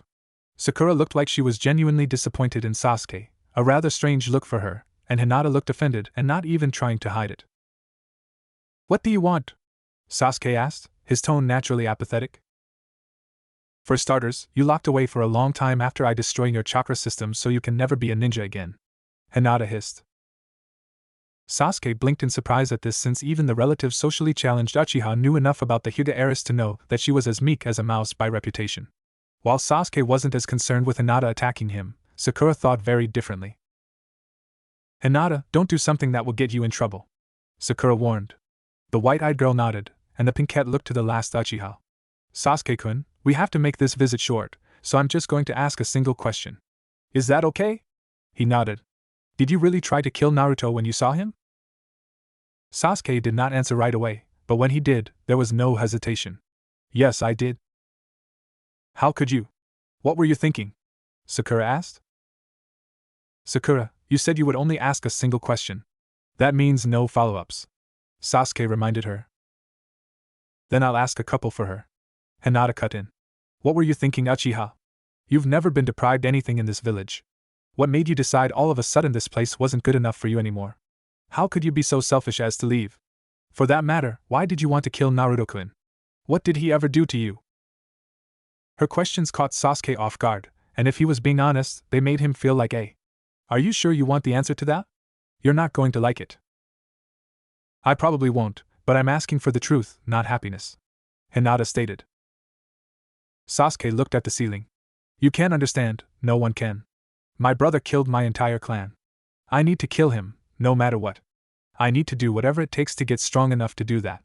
At least that's what I was thinking at that moment. And how does that justify killing Naruto-kun? Hinata added. For one, he was trying to stop me from going to Orochimaru. At that time I thought going to Orochimaru would be the best way to get the power I needed as quickly as possible, and since Naruto was getting in my way, killing him would at least let me go on unhindered. And there's another why I tried to kill him, the reason why I asked you if you were sure you wanted to know. Itachi has a more powerful Sharingan than my own, the Mangekyo Sharingan. Any Uchiha strong enough can acquire that power, but to do requires doing something very dark. I tried to get it by killing Naruto. He replied, taking that moment to look back to them. In order to get the Mangekyo, an Uchiha has to kill the one they call their best friend. I'm sure you can connect the dots there. Hinata and Sakura both gasped. For Hinata, the fact he would be willing to kill Naruto just to one-up his own brother was horrendous, no different than if Neji had killed Hanabi just to mess with her back during his fate mindset. For Sakura, the idea of betraying your best friend for personal gain hit a sore spot with her. The scale between what she did with Ino and what Sasuke did to Naruto were different, but in principle the same thing. But even then neither Sakura or Ino would have gone as far as what Sasuke tried to do. Hinata clenched her fist. How? Get stronger eyes by killing your best friend? What kind of sick person are you to even consider this course of action? If you were me, wouldn't you at least consider it? Sasuke tested. No. If the thought of killing your best friend for power doesn't break your heart, if to you that's a price worth paying, then you have no right to call that person a friend of any kind. You want to kill your brother? That's your business, not Naruto-kun's. You have no right to make him spill blood for you in your quest for someone else's blood. Sasuke closed his eyes, an earlier discussion coming back to him thanks to her. You might be right. Someone told me that a couple of days ago. After hearing what they had to say, let's just say that they did a good job making me question my choices in life. Oh yeah? What did they say? Hinata asked, to which Sasuke sighed before answering. Right, you better sit down for this. You're gonna need it with what I'm going to tell you, he warned. Flashback. 2 days earlier. The first day after being brought back, Sasuke, who had woken up not too long after his forced return to Konoha, was stewing in his hospital bed. Damn it, why am I so weak? I should be better than this, better than the dope. How is it I've made no progress since the academy? Even Orochimaru's curse mark wasn't enough for me to even beat that dope. You comfy, kid? An unknown voice asked. Confused, Sasuke looked to the window, where he saw a man he had never seen before seated on the rail, as if he came in from outside. You better be, since you're not going anywhere for a while. Who the hell are you? I'm Jiraiya, the only Sannin you're probably unfamiliar with. Orochimaru and Tsunade weren't the only ones you know. You and I met before, back when you tried to kill your brother. Smooth move, by the way, fighting an S-rank missing nin who was made an Umbu when he was only 13. That was a big mistake, kid. Excuse me? Sasuke replied. This bastard thinks I'm not good enough to kill Itachi? You heard me, big mistake. For one thing, your brother was barely even paying attention to you. He was giving you a perfect opportunity to catch him off guard, and what did you do? You announced yourself to the world and charged in right in his face. You didn't even try being stealthy. To say nothing of the fact that that opening would have done you no good in the end. Shut up. I need to kill him, the young Uchiha claimed. And you had the perfect chance, which you ruined. Not me, not Naruto, you. You could have gotten him in his blind spot with a silent strike and been done with it. But no, you stood right where he could see you, waited until he acknowledged your presence, and attacked with a loud and bright move that was clearly easy for a Sharingan to predict and counter. Why? It's like you wanted him to kill you instead. Just be glad I was there to get you and Naruto away from harm before Itachi did more damage. What right did you have to stop me from getting my revenge? Sasuke asked, feeling cheated now because of this old man. You were outmatched and going to get yourself killed. Did you want me to let you get killed? Jiraiya asked back. What makes you think I would have died? Jiraiya rolled his eyes. Gee, I don't know. Maybe it had something to do with the fact that Itachi has the power to kill people and he's not afraid to use it? I think you of all people know how strong he is. Sasuke grimaced, unable to refute that. He showed mercy to you once, but that doesn't mean he'd do it again. I don't know what you've been building up Itachi to be in your head, boy, but he's certainly not going to hand you the opportunity to kill him. You had the perfect chance, and you nearly died because your vanity overpowered your objectivity. Whatever, unless you're here just to be a critic, why are here? Sasuke asked, not impressed with his visitor, just confused. Just paying a visit, and to say some things you need to hear before you make another big mistake again. Like this failed escapade of yours to join Orochimaru. Are you out of your mind? Seriously, kid, what made you say going to a missing Nin for guidance is a great idea? Shut up. I told you, I need to kill Itachi. Why? You're not in any immediate danger from him. He's not waiting to come back and finish you off. What's the hurry? He needs to die. He killed my entire family. And they'll still be dead when you kill him. It doesn't matter if you kill him today, tomorrow, or 10 years from now, or even never, they'll be just as dead as they were yesterday, you know. Killing him won't bring them back. Jiraiya stated. Sasuke looked away. You couldn't possibly understand. How could you know what I've been through?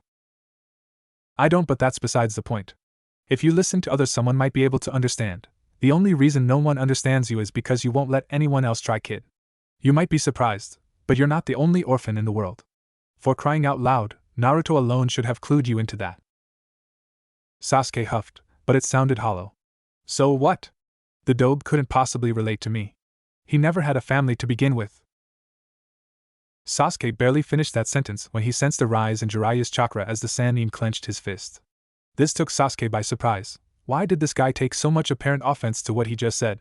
Deciding to not push things any further, Sasuke decided to listen to what the Sannin was going to say before saying something that might end up killing him. After he calmed down, Jiraiya looked at Sasuke with a stern look in his eyes. For an Uchiha with a Sharingan, you act like you might as well be blind. Can you even see how much of a hypocrite you're being right now? Jiraiya asked. Sasuke then turned to the Toad Sage. What? You're being a hypocrite. You're going on and on about how much you suffered and how bad you have it, yet as soon as someone else has a sob story you berate the whole thing. You act as if you're the only person in the history of the world who ever actually had a legitimate reason to be unhappy and everyone else is just overreacting. Sasuke had a brief memory of Inari back in Wave, and for a moment thought that Jiraiya was comparing him to the whiny boy before he recalled a certain conversation said boy had with Kakashi regarding Naruto. Well, if Naruto really does have it bad, prove it. What's he got to be miserable about? Jiraiya repositioned himself to get more comfortable. Where should I start? Well, since you brought up your family, I'll talk about his. Naruto's never had any, not a name or a face to call a relative. All he has is a complete blank. While you may dismiss that as something he should be grateful for, consider how you'd feel if the family you wanted to avenge was a complete mystery to you. If you didn't know a single thing about your mother or father or anyone else. Imagine if you didn't even know if they wanted you, let alone loved you. You boy, you have memories, but Naruto can barely even have dreams. It's like the old saying goes, it's better to have loved and lost than never to have never loved at all. Guess which one applies to Naruto? For the first time, Sasuke actually thought carefully about that. He had never really thought about Naruto's status as an orphan that way before. To him, never having a family to begin with was essentially saying you never had anything to lose. He had never considered that maybe having nothing but questions was worse than having nothing but memories, and, after hearing what Jiraiya had to say, he realized that maybe not having anything to lose might not be the blessing in disguise he thought it was. He could never have imagined what else Jiraiya was going to reveal about Naruto's life, however, as the Sannin continued talking to him. Naruto had no family to call his own, and that's just the tip of the iceberg of what he had to go through. You may know the loneliness of not having a family to go home to, Sasuke, and I can understand how painful that alone might be, Jiraiya continued. But let's forget about the origin of that loneliness for a bit, and think more about the life it results in. Imagine for a moment if you had been alone not from when you were 7 but from the day you were born. Then imagine that you're not only lonely at home but that you were forced to be lonely in town as well. Imagine if people didn't care about your clan, your family, or you. Imagine if those people even went as far as to think that you should have died like the rest of them, and they won't even tell you why. Imagine if in school the teachers refused to have anything to do with you, and instead of wanting you to do your best, tried to make you do your worst. Imagine all the kids you know being told to avoid you, to treat you like some kind of plague, and even when they had to interact with you they did so in a way that only served to not just make you feel just lonely but unwelcome as well. Imagine if some people even wanted you gone so badly that you have to live your life with the constant threat of an angry villager or shinobi trying to kill you, and that this threat was present every day of your life. Imagine this, all of this, was the only life you ever knew. Sasuke was silent, stunned by the scenario. Even the last Uchiha had some morality left in him, and to hear that such a thing was possible almost made him sick. To force such a hellish life like that on a child, regardless of who they might be, was beyond criminal. It was inhuman. Something that would probably piss even Sasuke off. Now imagine that this happened to Naruto, Jiraiya said, throwing him off. Would you still say he has nothing to be miserable about? Sasuke wasn't considered a genius for nothing. He was to figure out what Jiraiya was trying to tell him. Are you say all that did happen to him? Yep, all of that and much, much worse, and he had to live this life from day one. But if that's true, then how can he act so happy and carefree like it's nothing? Sasuke asked, not seeing how somebody living in misery could resist sulking in it. While Sasuke wasn't an expert on emotions, he believed that if you were in a bad mood you were supposed to show it, not pretend otherwise. Because sulking won't change anything. In fact, sulking would only let the Itachi of his life win and destroy him. Jiraiya answered. Sasuke raised an eyebrow. There is someone in his life like Itachi? You didn't think Naruto's family never existed, right? The Sannin asked back. Someone had to get rid of all of Naruto's family, leaving him without anyone to care for him. At that, Jiraiya paused, and Sasuke noticed what he could only guess was remorse. You know who it is, don't you? And you haven't told the dobe yet. Why is that? As it stands, there's no point in me telling him. Naruto already knows and already knows that I know who it is as well, Jiraiya told him. He does. He knows who is responsible for his loneliness. And he's not fixated on getting revenge? Sasuke asked. No, because revenge won't solve the problem. Hurting the cause of his loneliness won't make that feeling of loneliness go away, no more than killing your brother will make your family come back. Naruto doesn't want revenge. All he wants friends, acceptance, bonds with other people so that he doesn't have to be lonely anymore. Love is the only thing he wants. Revenge is the last thing on Naruto's mind. And even if he did want revenge, the target in question is in a place where Naruto can't ever hurt it, so it would be a pointless desire. Sasuke didn't like the way the Toad Sage phrased that. To him it was clear Jiraiya was trying to avoid giving any specific details. And why is that? Jiraiya continued looking at him firmly. You really want to know? I asked you, didn't I? Alright, the reason why is because the great cause of Naruto's misery and loneliness is inside him. He can't hurt it any more than you could hurt a tapeworm inside yourself. Inside him? Sasuke repeated. Like what, a multiple personality thing? No, it's nothing like that, the Sannin said with a sigh. Understand that what I am about to tell you is classified and cannot be repeated to others. When the Kyuubi attacked Konoha 13 years ago, the Yondaime wasn't able to truly get rid of it, so he has no choice but to seal it away inside of Naruto on the day he was born. Naruto is basically a living, breathing cage for the fox. Before it was locked up, however, the Kyuubi managed to kill his entire family when they sacrificed themselves to protect him. Sasuke temporarily forgot how to breathe. He has that monster in him? That would explain what that chakra cloak thing he used in out battle. It was a manifestation of the fox's power. Remembering the story of the Yondaime defeating the Kyuubi, Sasuke realized that Naruto had this burden forced onto him. Naruto was a couple months younger than him after all, and Sasuke had been told he wasn't even weaned when that night happened. Naruto could very well have been holding the fox since the very hour he was born, which meant some important things Sasuke was now starting to understand. There was definitely some validity to Jiraiya's claim of Naruto's life, but it still made little sense. Why would people do that to Naruto and Naruto alone? Did the village know about his connection to the fox? If not, what other reason would they have to mistreat Naruto? And if so, then why would they mistreat him for that in the first place? Sasuke admitted Naruto had never been his favorite person, but that was simply because Naruto annoyed him. He couldn't speak for others, but he was certain the entire village couldn't use that as an excuse. How could one child annoy the entire town to the point that they would make his life a living hell? Didn't the adults have anything better to do than make him feel unwanted? No, the only conclusion that made sense to the Uchiha was that the older generation knew about Naruto, didn't like his connection to the fox, and tried to keep the uninformed younger generation uninformed but make them follow their example. Despicable. How can people treat someone like crap for something that's not even their own fault? To think that the Dobe has had almost the entire village as an enemy since the day he was born.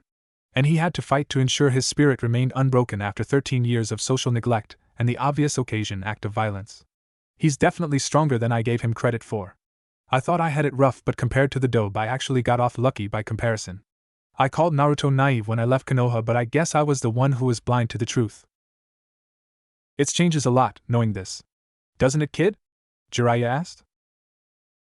Sasuke looked back to him. I have to ask, if everything you said is true, then why are people doing it and getting away with it? I mean, is the fox really their only motive? Don't they trust the Hokage? People tend to overreact when they're scared. Overreact? Overreact? Sasuke repeated, finding himself offended by that word usage in this context. That is not overreacting. What Naruto had to go, though, I can't even think of a word to describe what I think of it. No one should live like that, and I cannot believe the words that are coming out of my mouth, but that's a fate I wouldn't even wish on my own brother. Jiraiya showed some surprise. Considering what I hear you say about him, I'm genuinely surprised. I'm not defending the people, but you asked why they did what they did. The only way to get your answer is to try and understand how they think. It doesn't mean you have to agree with it or anything. You're getting off topic, old man, Sasuke warned. What exactly are people afraid of regarding Naruto? Even if the fox was as bad as everyone says it was, it doesn't make any sense. Any idiot with at least one brain cell could see he's not being controlled by the fox. You're right. Any idiot can see that unless they think he is the fox in human form, Jiraiya pointed out. In human form? So they believe the Yondaime wasn't strong enough to kill the fox but strong enough to transform it into a human? That doesn't even begin to explain why the fox wouldn't have just tried to destroy Konoha in human form, Sasuke asked. And after all this time and after everything Naruto has done, they still don't want to give him the benefit of the doubt. I'm afraid not. The Hokage wanted people to treat Naruto like a hero and sealed the fox into Naruto with that hope. Unfortunately, the general population wanted a scapegoat instead and found it in him. But despite all of that, Naruto didn't give in to his despair and decided to do something about it. So yeah, call him an dope or whatever you want to call him, but don't you ever say that Naruto doesn't know what it means to suffer. Look, kid, before we get off topic more than we already have, I should probably just wrap this up and get to my main point. The fact of the matter here is that you made a big mistake by trying to go to Orochimaru, and not just in legal terms. Believe me, kid, killing your brother won't mean anything if you get yourself or others like Naruto killed too. What makes you say that? Simple, hurting the innocent in order to kill Itachi would be no different than hurting Naruto in order to kill the Kyuubi. Sasuke saw the reasoning there, but was confused on another matter. What does that have to do with Orochimaru? Orochimaru went after your brother first. He wanted his eyes more than yours. The reason he settled for you is because he couldn't defeat Itachi. If you can, it's basically telling the snake you're an even bigger threat than Itachi was. By going to Orochimaru, you're basically putting yourself in his hands to kill you when it's clear you're stronger than he is. And if he teaches you how to kill Itachi, he can also teach you in a way that guarantees you have a weakness he can exploit. Trust me, kid, there is simply no way going to Orochimaru would have turned out in your favor. He went after Itachi already? Sasuke asked, not aware of this. If he couldn't beat him, how could he possibly help me? Damn it to hell, Naruto was right. I really was making a mistake trusting Orochimaru to give me what I wanted. Just on my reasoning for going to Orochimaru, it was a bad idea from the start. That doesn't even include why Naruto wanted to stop me. At this point, however, there was one question that was ringing loudly in Sasuke's mind. Why are you telling me all this? Sasuke asked. Why? Well, remember how you faulted the villagers for making an uninformed decision about Naruto? Here I was trying to get the facts straight for you. I'm not going to tell you what to decide, but at least you'll make a smarter choice now. While this does help, the reason I'm telling you this is for Naruto's sake more than anything. I know what Naruto was going through when he went to stop you because I tried but wasn't able to stop Orochimaru from leaving. I know what Naruto would have to go through if you did, and I don't want to see Naruto having to go through that pain of losing you the way I lost my own best friend. He's already suffered enough in his life. That's the main reason that I'm talking to you, and I'd like to think this way you're less likely to end up like Orochimaru yourself. Or for that matter, Itachi. I will never be like Itachi, Sasuke insisted. Jiraiya did not look like he was convinced. Your brother severed all bonds to this village and the people in it, you included, to pursue a selfish goal, breaking the hearts of those he left behind. And here you tried to sever your bonds to the villages, the people in the villages, which nearly hurt a lot of people who care about you, Sasuke. So tell me, how is you going to Orochimaru any different from what Itachi did to you? Keep that in mind before you try to pull a stunt like that again, Jiraiya said before disappearing. That still doesn't tell me why he spoke to me, he thought to himself. Despite being in a bed already, Sasuke felt like he had just collapsed from taking all this information in, and yet he was still being left with a lot of questions. What did he mean by I could become like Itachi? He murdered my entire family for fun. How can I do the same when my family's already dead? Unless he meant similar in principle than in action. Maybe he was talking about Naruto, Sakura, and the others? He closed his eyes and a memory came back to him. Back in Wave, where Kakashi was talking to Inari after Naruto chewed him out. Sasuke had been going out for a walk, one of his few hobbies, when he passed by and heard something that caught his attention. Naruto's had a terrible life for as long as he could remember, but he decided to stop crying about it and make it better himself. One of the few things he hates is seeing people give up before they even try the same. I didn't think about it at the time. I assumed Kakashi-sensei was just saying that to appeal to the boy. But now it makes sense, Sasuke thought. A lifetime of being treated like a monster. And obviously he didn't know the reason why that entire time. Who would look at a little kid and say you're the container for the monster that killed a lot of people? How the heck did he survive like that? And for that matter, why would he want to become Hokage of a village that made his life miserable? I mean, if for example Konoha made Itachi kill my clan, I know I sure as hell wouldn't feel any loyalty to this place. Or maybe he wanted to do it to gain those bonds that he wanted so badly, like the one I tried to cut by trying to kill him. Maybe that's what that old man was trying to say. Sasuke closed his eyes and began to sleep. Inside Sasuke's mind. Sasuke opened his eyes after a while only to see a gray mist-like haze completely blocking his vision. Where am I? I can't see anything, he thought, with nothing but the gray mist-like haze before him. He started walking, but it didn't feel like something he was doing consciously. His footsteps sounded muffled, yet it felt like he was walking atop something squishy and wet atop something hard.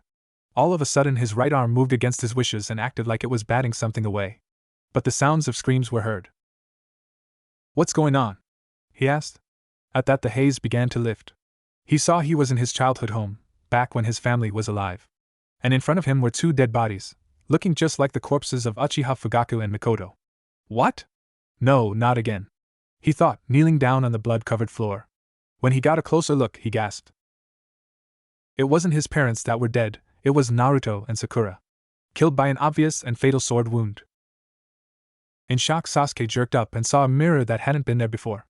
But his reflection, it wasn't him. Nope, it was Itachi's face, covered by a blood splatter, looking back at him as he smiled back. Something that Sasuke couldn't remember Itachi doing anymore. No, this can't be real, he thought, looking away from the mirror and discovering a blood-covered sword in his right hand. The sword was angled to give off his reflection too, and it was still the face of Itachi looking back at him. No, he told himself, dropping the sword and rushing out of the house.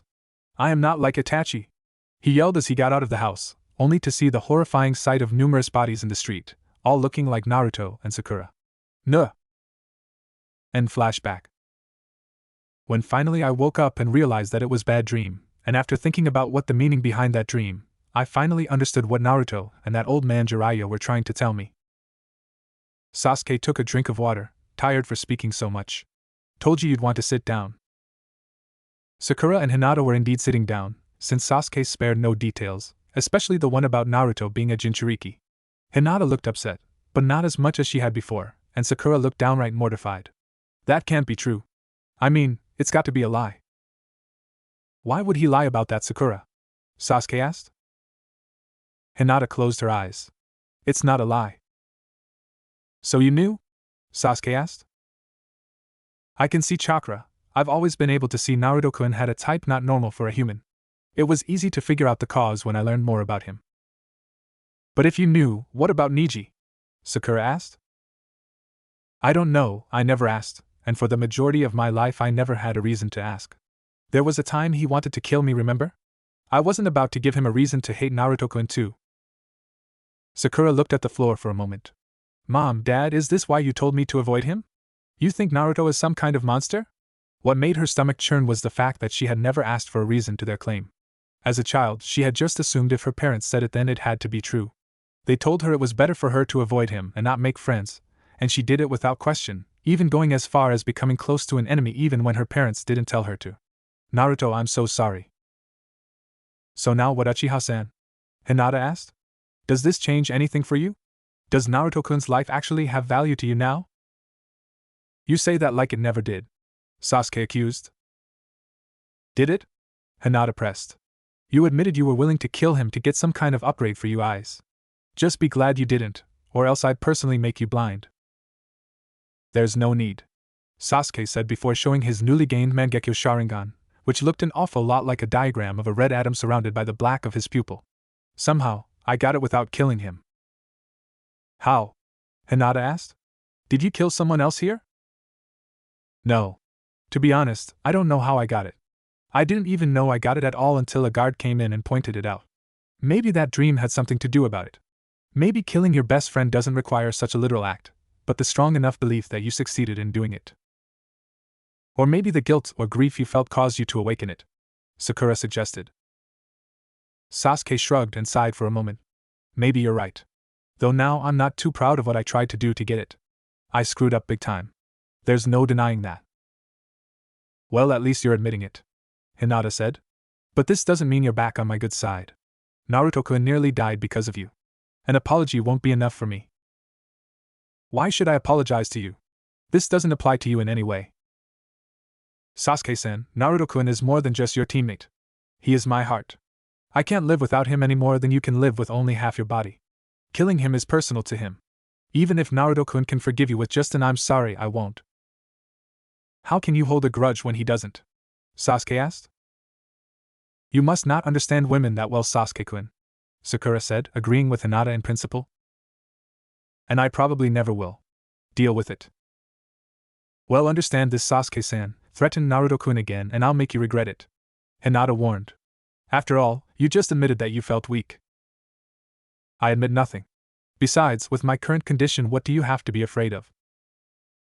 The last time you were in a hospital, the very first thing you did once you got out was fight Naruto-kun. Sakura nodded. She's right, Sasuke-kun, you did do that. Yes, and I lost that time. Then I fought him a second time and ended up here because, thankfully, I lost. I doubt the third time is going to be the charm even with my Mangekyo Sharingan, especially knowing what I know, he commented. Speaking of which, what is your stance on that, Sakura? Huh? Hinata looked to the pinkette. Yes, what do you think of Naruto-kun now? Honestly, he's clearly stronger than I ever gave him credit for. And I don't mean physically, but emotionally, she said. Well, I've said all I want to say, Hinata said, standing up. I'm going back to him now. What are you going to tell him? Sasuke asked. Hinata looked at him briefly, then back to the door. Only what he needs to hear. She then opened the door, but before she could even step out, the body of a person went flying past the door like a projectile. Moving too fast to see properly, especially since it was something she hadn't expected to see. What the hell was that? Sasuke asked, as he was able to see what happened from his bed. What was what? Sakura added, getting up since she hadn't seen it, but she did hear a resulting crash. Hinata looked into the hall, and saw at the end to her left was a fuming Tsunade. Hokage-sama? If you're looking for Naruto, you better get to him quickly before someone else does, she warned. Without anything else needed, Hinata bolted down the hall to her loved one's room. Sakura stayed by the door. What could this mean? It sounds like someone's doing something to Naruto they shouldn't be, and the Hokage didn't approve of it. If that person she sent flying is part of it, she's going to grind them into fish cakes, Sasuke guessed before making suggestion to Sakura. I think you should go check on Naruto as well. You sure? I'm not in danger, but Naruto might. Go, he told her. She nodded. I'll be back, Sasuke-kun. She then ran to Naruto's room while asking herself what was happening to her blonde teammate. Naruto's room, Konoha Hospital. Some time earlier. While Sasuke was dealing with visitors, Naruto had some of his own. Hey Ero-sennin, who'd you bring with you? Jiraiya frowned while his company either chuckled or smiled at the title. Tsunade, who was also there, didn't react since it was nothing new to her ears. Show some respect, kid. When you stop peeping, I might consider it. The young blonde looked to the four redheads. This guy's is a peeping addict or something. He goes to peep into the women's part of the hot springs here all the time. At hearing this, Ray turned to look at Jiraiya with a scowl on his face. Hey old man, if I ever find out that you ever peeped on my sister, you're a dead man walking. You got it? Hey, if I wanted to kill myself, I'd find a less painful way than doing that, Jiraiya claimed.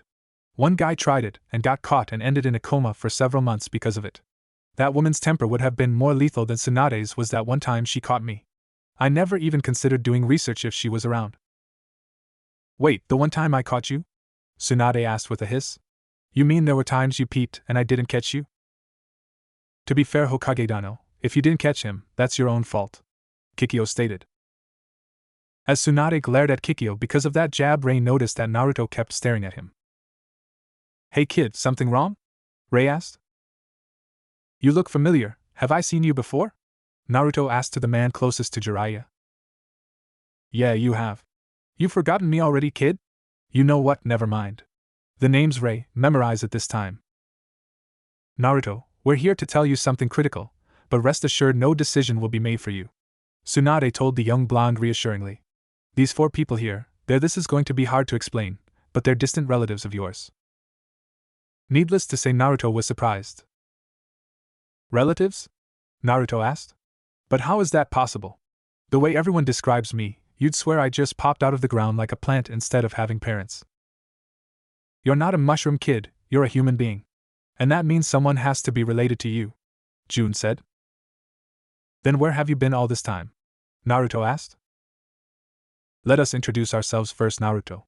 To properly answer your question, we will have to explain some things first. Kikyo started. My name is Uzumaki Kikyo. If you've ever heard of me, it was probably by my moniker One-Shot Kikyo. Sorry, never heard of you. Kikyo looked to Tsunade. The depths this village has gone to keep Naruto in the dark continues to infuriate me. I'd be careful with what you say to the boy in this conversation. In all fairness, if you had gotten what you wanted when you wanted it, wouldn't your village have kept him ignorant of things from this one? Tsunade countered. Not for the sake of loyalty, Hokage-dano, Kikyo insisted. Excuse me? Tsunade asked. Konoha has kept Naruto ignorant of his clan and of our village, and from what we understand, he has little to no understanding of other villages even if he is aware of them. To me, it is a strong case against Konoha, signs that this village tried to keep him ignorant to ensure he never got the idea to leave. How could he if he was unaware of where to go? You talk big, but face it, if Naruto had been in your village you would have kept him ignorant of Konoha to make him stay with you, Tsunade accused. We would have told him his parents, but beyond that what else would he be required to know? Mia asked. What was he required to know about Yuzashio? Oh, I don't know, maybe the fact that he had a family there? Jun answered on Kikyo's behalf, albeit sarcastically. Knowing about you guys wouldn't have changed a damn thing. Did you ever stop to think that maybe not everything can work out in one person's favor? Tsunade asked. You're one to talk. After all, it wasn't Naruto who spent decades trying to find the answers to their problems at the bottom of a bottle. Excuse me, but why is everyone here in my room if all you're going to do is talk about me instead of to me? Naruto asked. Sorry about that. Let's continue with the introductions. I'm Uzumaki Mia. I'm Uzumaki Jun. And like I told you, I'm Uzumaki Ray. We come from the village of Yuzushiogakure. Now that the introductions are out of the way, I'll cut to the chase and explain why we're here. Despite what you may be led to believe, Naruto, you do have family. In fact, you come from a shinobi clan. Just not a clan native to Konoha, Kikyo told him. Then he started. Why are you in Konoha? Kikyo finished for him. Simple, your mother moved here when she was a child and fell in love with your father. Before you ask, yes, we do know who your parents are and we'd be happy to tell you. Naruto, to make this easier for all of us, it would be best if you withheld any questions until we're done. Okay? Mia asked politely, and Naruto nodded.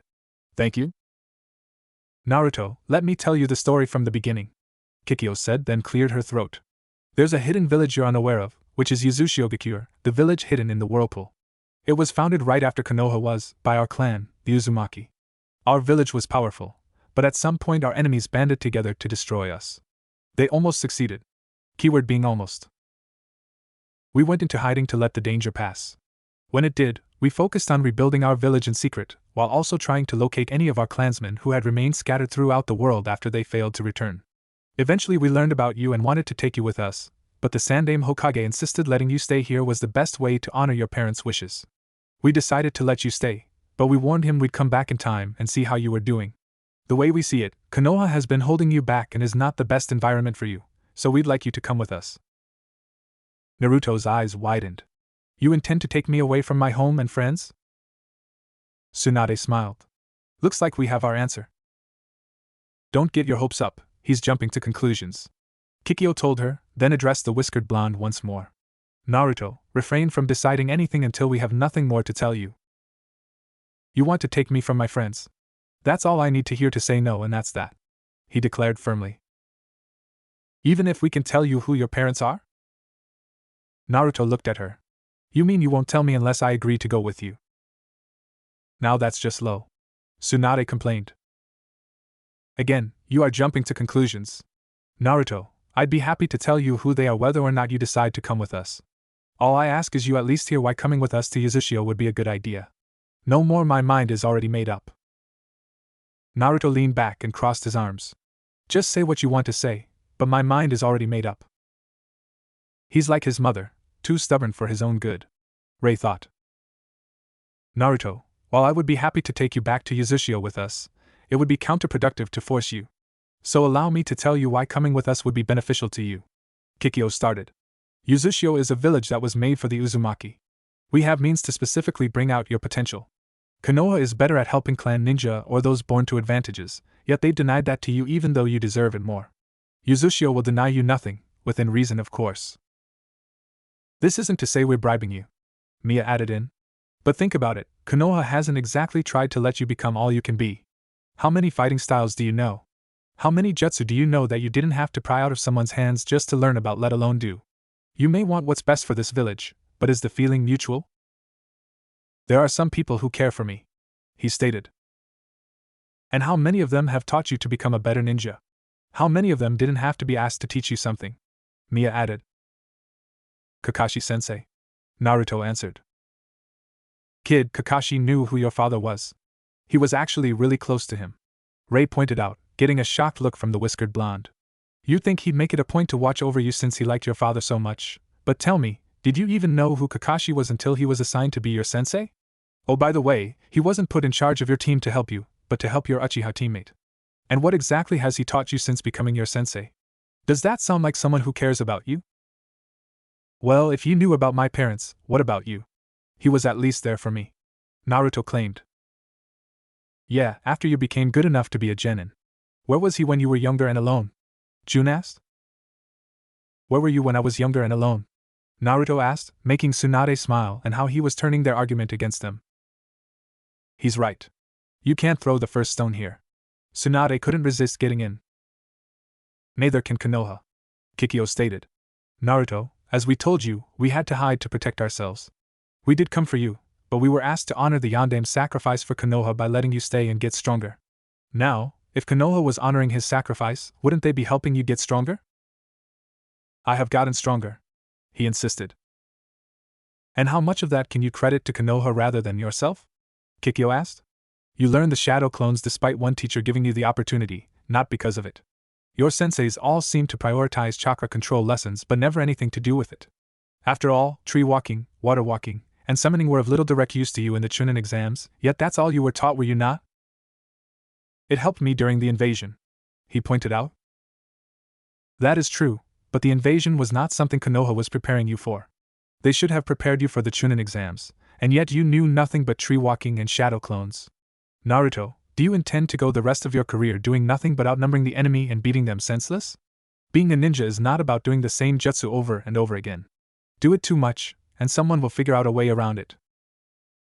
I have the Rasengan for that, the whiskered blonde countered smugly.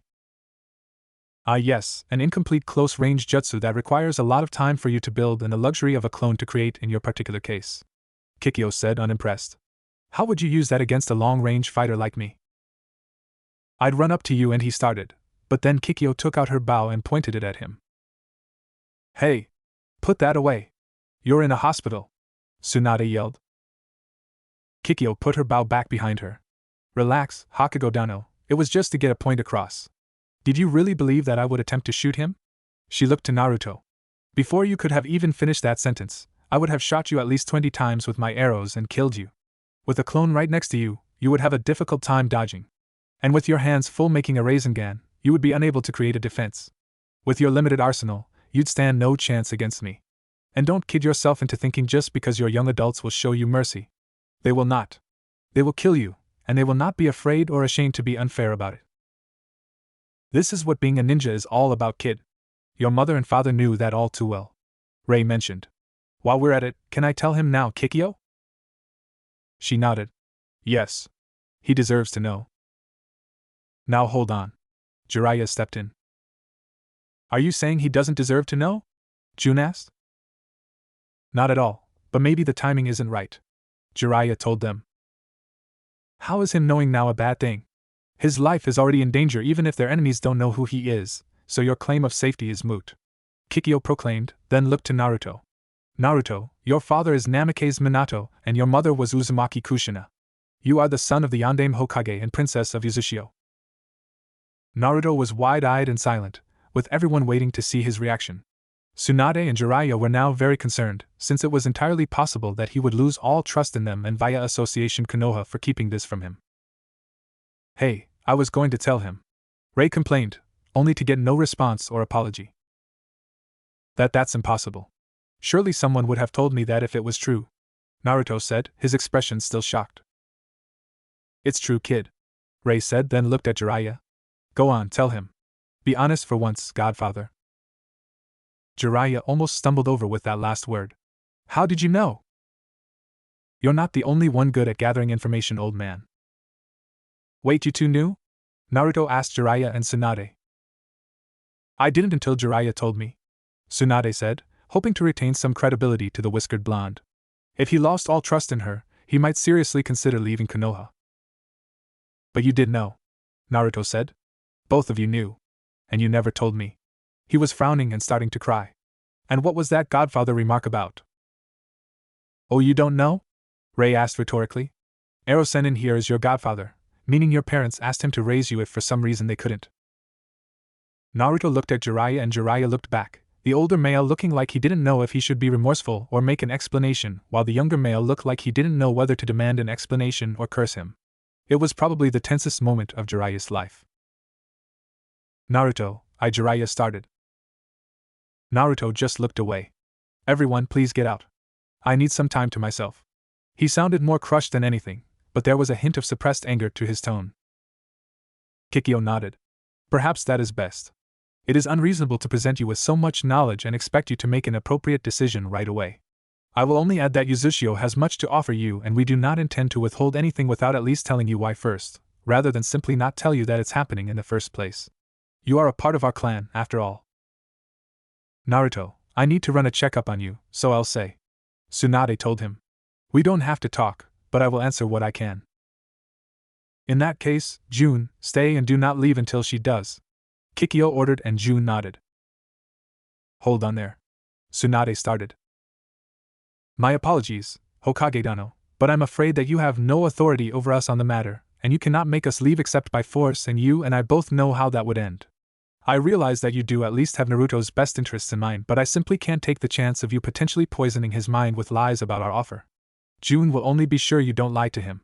If you do wish to argue your case, however, we won't stop you as long as you're honest to Naruto, Kikyo said, then ushered all but one of her group to leave. Jiraiya didn't want to, but a harsh look from Tsunade made him comply and exit as well. Tsunade went to Blonde, who was making an effort to avoid eye contact. Naruto, I know Konoha hasn't been the best home for you. She started as she ran a diagnostic jutsu over him, checking the progress of his healing. She was relieved that the wound from the Chidori's was particularly well, like his body had prioritized healing that area first. But it is your home. You can't want to just leave your home, right? Didn't you? He said, the words feeling like a kunai to the heart. Before the conversation could continue, June tensed and gripped his shukujo. Both of you, get ready. For what? Both Tsunade and Naruto asked. Their question was answered when the window broke and 4 masked ninja in jounin outfits came through.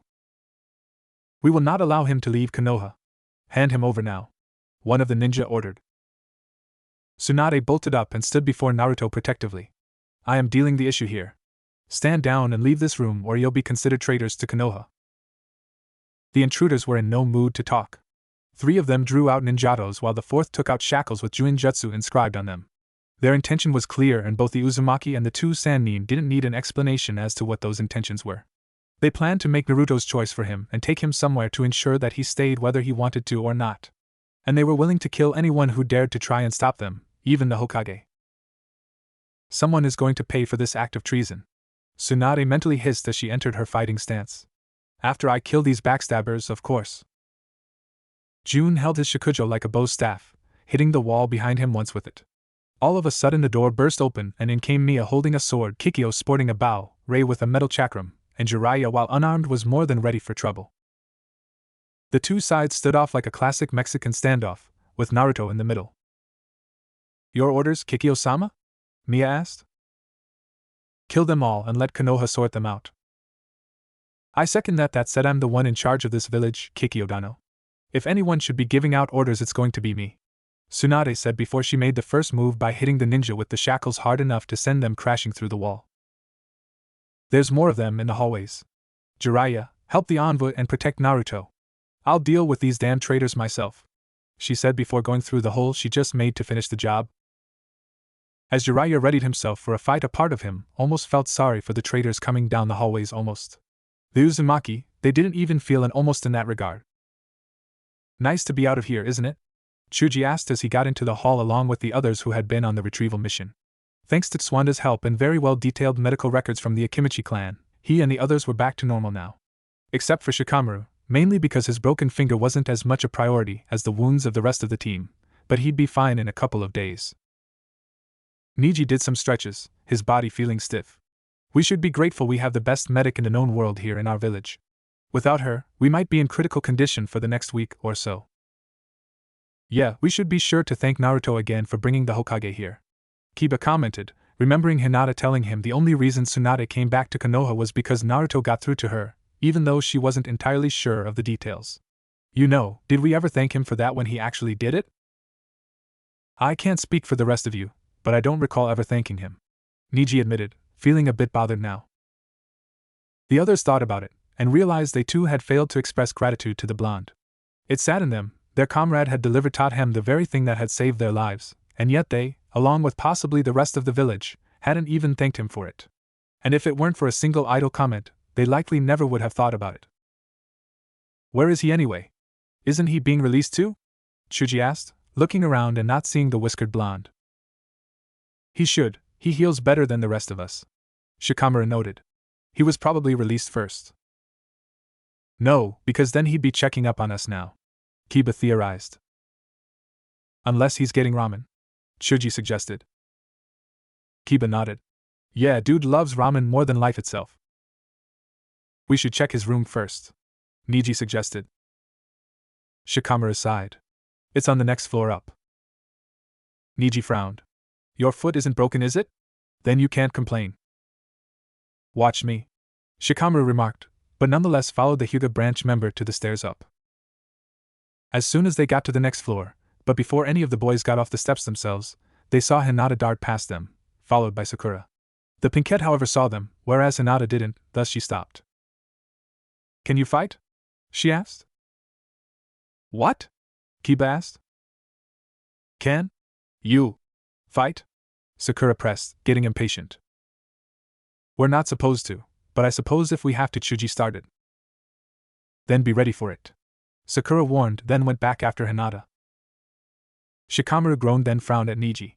This is your fault, you know. Hey, you want to leave, no one's stopping you, Niji hissed before following Sakura, which Chuji and Kiba were already doing. Shikamaru sighed, knowing he could just leave, yet his body and morals and the voice in his head that sounded like his mother just would not let him. Damn it, why can't the world just go on pause? Despite his reluctance, he followed. There was some fighting in the halls, mostly between Mastambu and Medical Nin, so the younger ninja were being overlooked and allowed to follow Hinata, who ran like she was the only one who knew where to go. Unfortunately, before she could get there, she was swarmed by some masked ninja who decided they had gone far enough. Get out of my way! Hinata practically screamed as she began hitting the hell out of them. But she could only hit them one at a time and not fully effectively since had to stop each attack before changing target, so the enemy nin were able to get around her and hit back, and hard. Getsuga! Kiba yelled, doing his clan's spinning attack without his more injured companion to defend his teammate. Luckily, the attack was designed to work when the user was outnumbered, so he didn't have to put in extra effort to make it have the intended effect. But it hurt him to use nonetheless. Now the group decided Hinata wasn't their only target, and took out Ninjato and Kunai to show they meant business.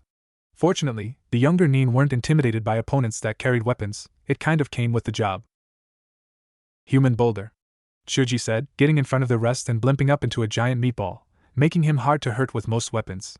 He rolled forward, and since they were in a hospital, the enemy ninja had only one direction to go. Unfortunately, Hinata was in his way as well. She had to run down the hall too, since Chuji was incapable of seeing where he was going or rolling over. Up ahead on the right side of the wall there were two doors, one belonging to a door and one belonging to an elevator. The masked ninja had pasted them both, hoping to take advantage of an Akimichi's weakness in handling sharp turns by going down some stairs. Hinata, however, close to hide in the available room and just let him pass her. She got to it and went it, thankful it was an unlocked medical supply closet. She got in safely, but Chuji broke off the door before she could close it. Hinata-sama? Niji asked once he came by the closet. I know what you're going to ask. We think someone's attacking Naruto-kun, she told him as she went back into the hall. Looking down she saw Chuji had to come to a stop. Why? Shikamaru asked. Does it matter? Hinata asked back, frowning at the shirker. Chuji returned to normal size. Ahead of him was a wall that split the hall to either left or right but not forward, and he couldn't see the masked ninja anywhere. He did see some stairs going down, and concluded that's where they escaped to. Everyone! Follow me! Right away the group tried to dart to him, except Hinata, who stopped them by getting in front of them. They're not the priority, getting to Naruto-kun's room is. Sakura nodded. Right. We need to get to the next floor up. Before they do. Not bothering with the elevator, which would have taken too long even in a ninja hospital, the group, Chuji included, went to the stairs leading up to the floor Naruto was on. On this floor it was even more of a battlefield. Apparently the entire hospital from the 4th floor up was in a fight consisting of masked ninja, umbu, and combat-trained medical ninja. Doors were closed and all the non-combat medical ninja were trying their best to keep the patients out of harm's way. None of the young ninja knew what to immediately do. They had not expected a battle of this magnitude. This was almost like a portion of the Otosuna invasion all over again. No time to speculate, Hinata went for Naruto's room down the hall, not caring in the least about joining the fight until she knew what his current state of being was. Once she moved, the others followed. Stop right there, one of the masked nin ordered, but was completely ignored.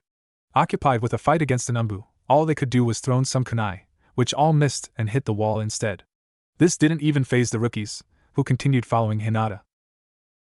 Outside Naruto's room the hospital seemed to have taken the worst damage, implying that this is where the fight started and it escalated to encompass a lot more of it. There were burn marks and holes in the wall, and even some slashes on the plaster as well. On the floor there were two down bodies, clearly dead since they were unmoving and on fire, with one man by the door with red-orange hair none of them recognized. Who are you? Hinata asked in a threatening tone that could become more than just a threat depending on his answer. Someone who's on your side, kid. My name's Rei, memorize it.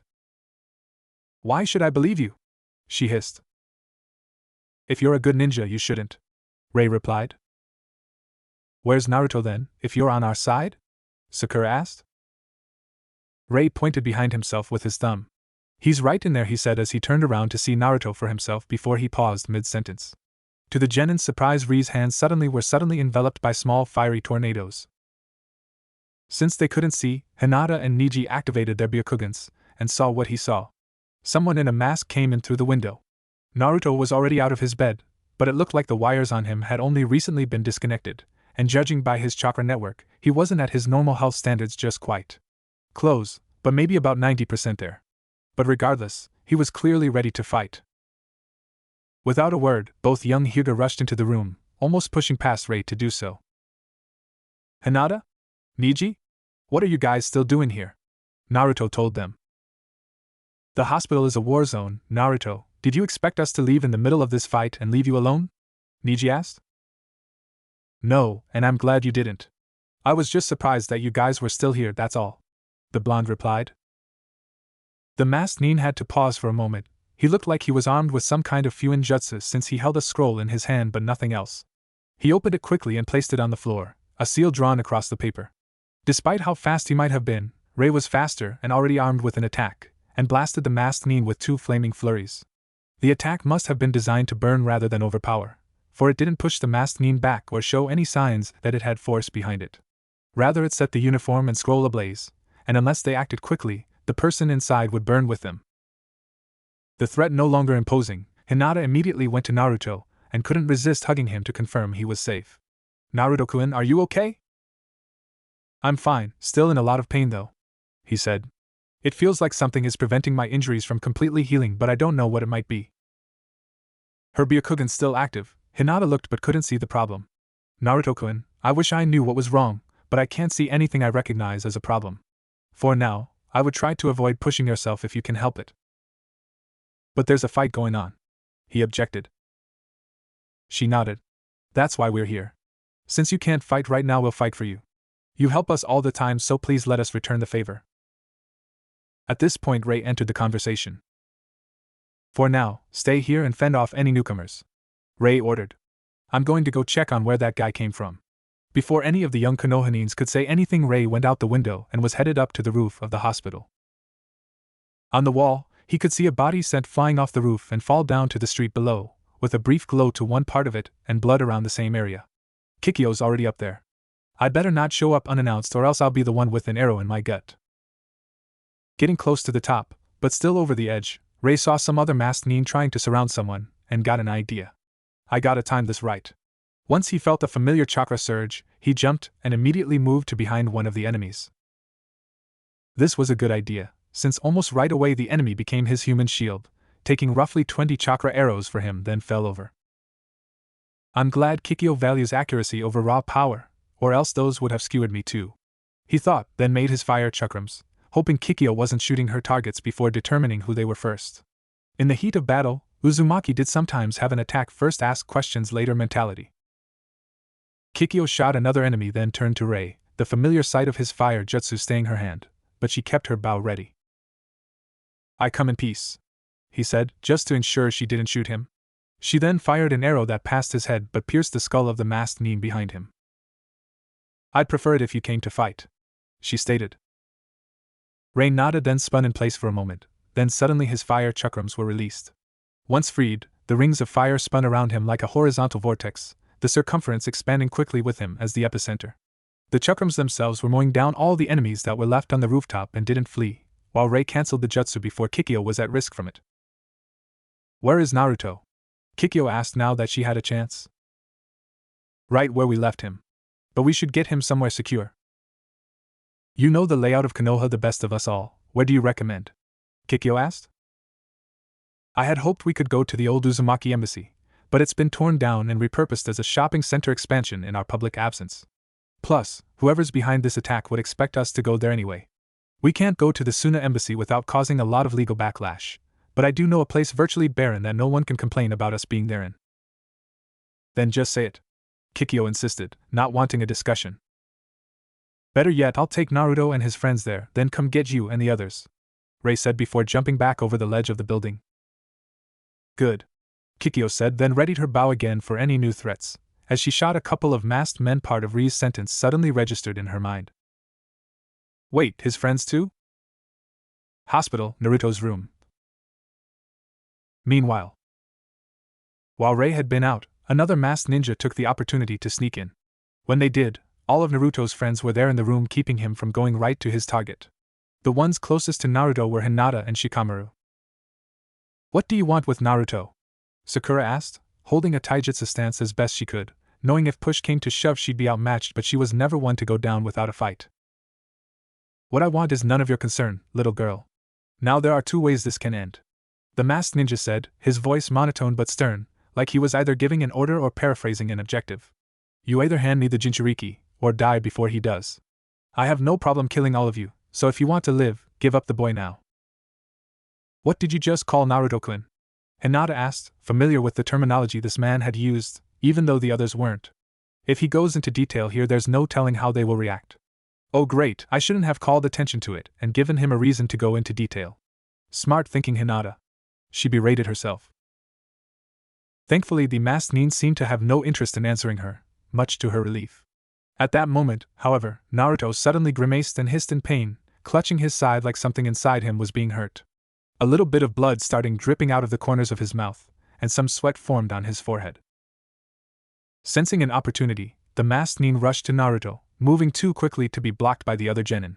In fact, those in front of him were hit hard and thrown to the side, but on pure reflex Hinata, the one closest to Naruto, threw out her hand with a Juken strike and the masked nin ran right into it. The Juken strike hit his torso and stunned him, and if it weren't for the chakra reinforcing the hand, Hinata might have broken a few bones from the impact.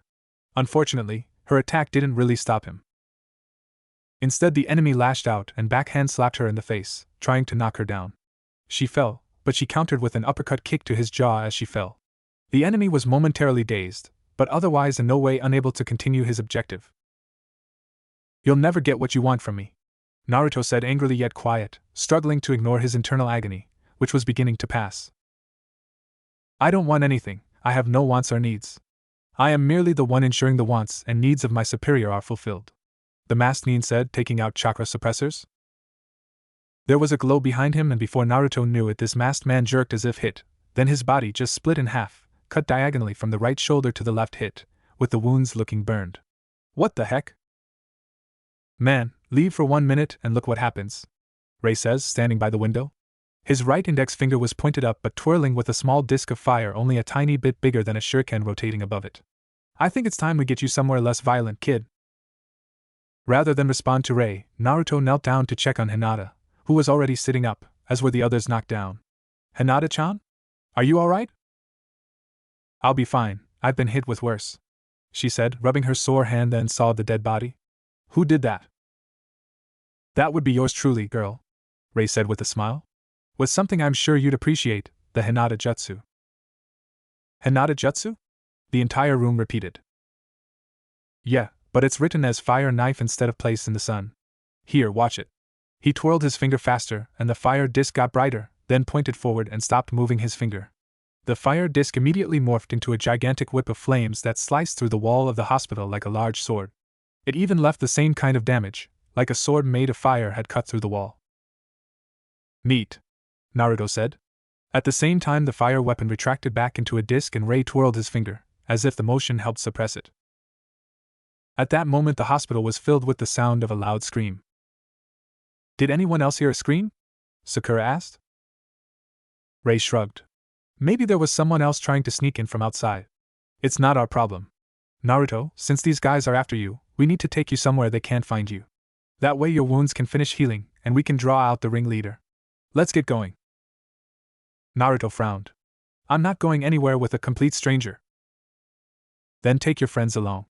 I don't mind." Naruto's eyes narrowed. Something about this man was telling him to trust him, but after everything that had happened, he wasn't sure if he should. "How do I even know I can trust you?" Ray sighed. "You don't. But, like it or not, it's either that or wait for one of those guys to come in and try to kill you here. At least with this, we can get you somewhere safer and draw out the guy responsible for all of this." All of the rookies looked at each other, silently asking themselves if this was a good idea. None of them had a clear answer, not even Shikamaru. "Time's not something we have a luxury of wasting, kids," Ray pointed out. "I'm not going anywhere with you, end of story," Naruto said. "You and the others say I'm part of your clan, and yet you weren't there for me when I was growing up. And now you expect me to trust." "His clan?" Hinata repeated, not liking the sound of that one bit.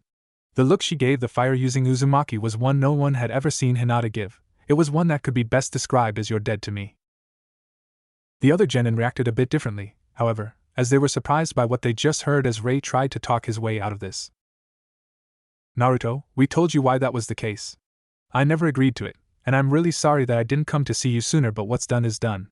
We'll make it up to you somehow, but I can't do that if you die here," Ray said. At this point, Sakura placed her hand on Naruto's shoulder. "This man has a point, Naruto. It's too dangerous for you to be here in your condition. I think it would be best if we left. Besides, this guy doesn't seem like he's going to betray you. And even if he is, it's not like we can't put up a hell of a fight altogether," Kiba added. "So what's your decision?" Sakura turned to the redhead to speak to him. We'll believe that you're not a threat, and anywhere you take Naruto is better than here, seeing as how you saved his and Hinata's life. She then showed her fist while giving him a determined look. But that doesn't mean that we trust you completely, so don't expect us to lower our guards until we know for sure that you're trying to help him. No problem. Now hurry and follow me, Ray replied. Hold on, Naruto proclaimed. I didn't say I'd go anywhere. I still don't trust you to not try something. He can't take all of us with him too, Naruto, Shikamaru said. If his goal was any more sinister, he wouldn't want us to follow. Hinata patted Naruto's arm a bit to get his attention. Naruto-kun, I think he really just wants to get you to safety right now. Let's at least follow him for now. If he tries anything, then we'll fight for you. But you guys could get hurt, he pointed out. Come on, man, have some faith in us, Kiba said. You're not the only one who can take a hit. Before this conversation could continue, however, another masked ninja appeared and unsheathed their blade as they tried to attack the group as their backs were turned, but was stopped when a hand infused with lightning pierced their chest. That's far enough, a voice said from behind the masked nin before the traitor's lifeless body dropped to the ground, revealing the presence of one Hatake Kakashi as he deactivated the jutsu he just used. Kakashi-sensei, Sakura exclaimed, to which Kakashi responded by waving her off. The copy ninja then turned to face Naruto and Ray. Sorry I'm late, Naruto. I was planning to visit you earlier today, but I was busy tailing a group of these ninja to see what they were up to. If I'd known that they were attacking this place, I would have come much sooner. Before anyone could respond to Kakashi's explanation, everyone noticed that things had suddenly quieted down. Ray looked outside and saw that the remaining masked nins retreating. The Uzumaki then turned to Kakashi. What's going on? No idea, but I'm afraid we don't have time to think about that for now. I got an order from the Hokage to take you guys to the main lobby of the hospital via my wireless radio just a few moments after I saw this guy heading for this room. We've just captured one of these attackers and are about to interrogate him, Kakashi explained as he motioned for the group to head to the door. At hearing this, Ray, realizing that finding out what was going on might prove helpful in the long run, decided to go there first before getting Naruto to a more secure place. Ray merely nodded in response before motioning Kakashi to lead the way. As Kakashi walked out of the door leading into the hallway, Ray made a few shadow clones to act as scouts. He didn't make many since he needed to save up his chakra, but he did make enough to give them a heads up if trouble was nearby. They went out, and Ray followed. With Hinata and even Sakura's help, Naruto followed suit, having a hard time keeping up his speed. Everyone else followed as they wondered what had just happened. Hospital lobby, Konoha. A few minutes later. The fight had already ended, with medic nins moving the injured and the dead. None of the masked ninja were in sight at this point, as they had either retreated or had all been slaughtered. The building itself was not unscathed. Signs of Tsunade's super strength was seen here and there with rubble and broken walls. The lobby itself was the least damaged area of the hospital, but, at that moment, was the most crowded. Standing attentively, as if waiting for them, were the other three Uzumaki, Jiraiya, Tsunade, Shizen, Shino, Ino, Tenten, Kurenai, Asuma, Guy, Lee Ibiki, Samanbu, and even the Sand siblings, much to the surprise of Naruto and his friends. Gaara? Naruto said when he saw his fellow Jinchuriki. I didn't expect to see you here. It's good to see you, man. Good to see you as well, Naruto, though it would seem that the situation looks pretty here. I guess so anyways, what brings you here? I thought you headed back home by now. Naruto asked. We were asked to come back. Ray nodded. We felt it might be good to have someone outside the village who knew you testify if they thought this village was a good place for you. Plus they were tasked to bring a message to Konoha anyways, so they had to come here anyways. And we're glad we came when we did. When we heard that there was an attempt on your life fight, we were very concerned. Temari added. Gaara got really pissed when he heard that these guys were after you. While Naruto, the other Leaf Genin, and the Sand siblings were talking amongst themselves, Tsunade, Ibiki, and Kikyo went to their captive and took off their mask. They didn't recognize the ninja, a young male in his late teens, as he showed no signs or traits of belonging to a clan or organization. Though just to be safe, Tsunade made sure he was missing both of his arms now and had his legs broken. Start talking, you damn traitor! Tsunade started angrily. Who are you working for? Who sent you to attack Naruto? I will tell you nothing. It was my master's will that, for the good of the village, the boy be either captured or killed. That is all I will say. The shinobi droned, no emotion in his tone. Kikyo readied her bow and pointed it down at his waist. Is that so?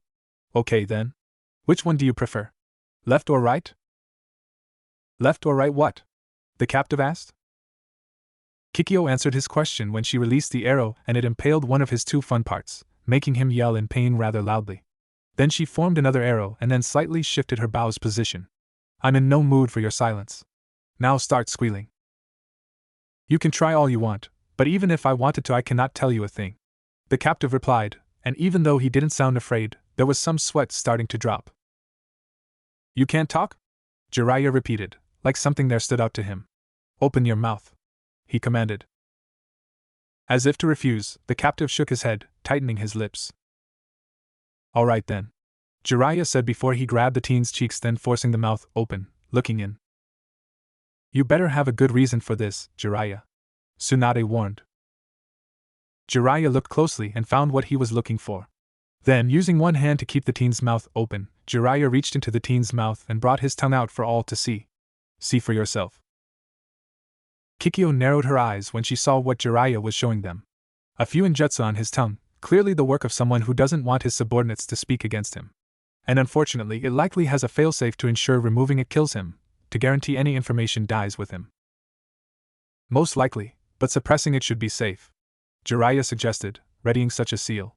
The captive tried to resist, so applying it was difficult, but this wasn't Jiraiya's first time putting a seal on the unwilling, so it wasn't much of a challenge. Once the seal was applied, Jiraiya pulled away and glared down at the teen. Now start talking. The teen showed no expression. I refuse. I will not betray my master. Boy, the other one is next. So unless you wish to lose more of your pride you had better cooperate, Kikyo asked, readying another arrow. The teen seemed to pale ever so slightly at that, but retained his stoic look.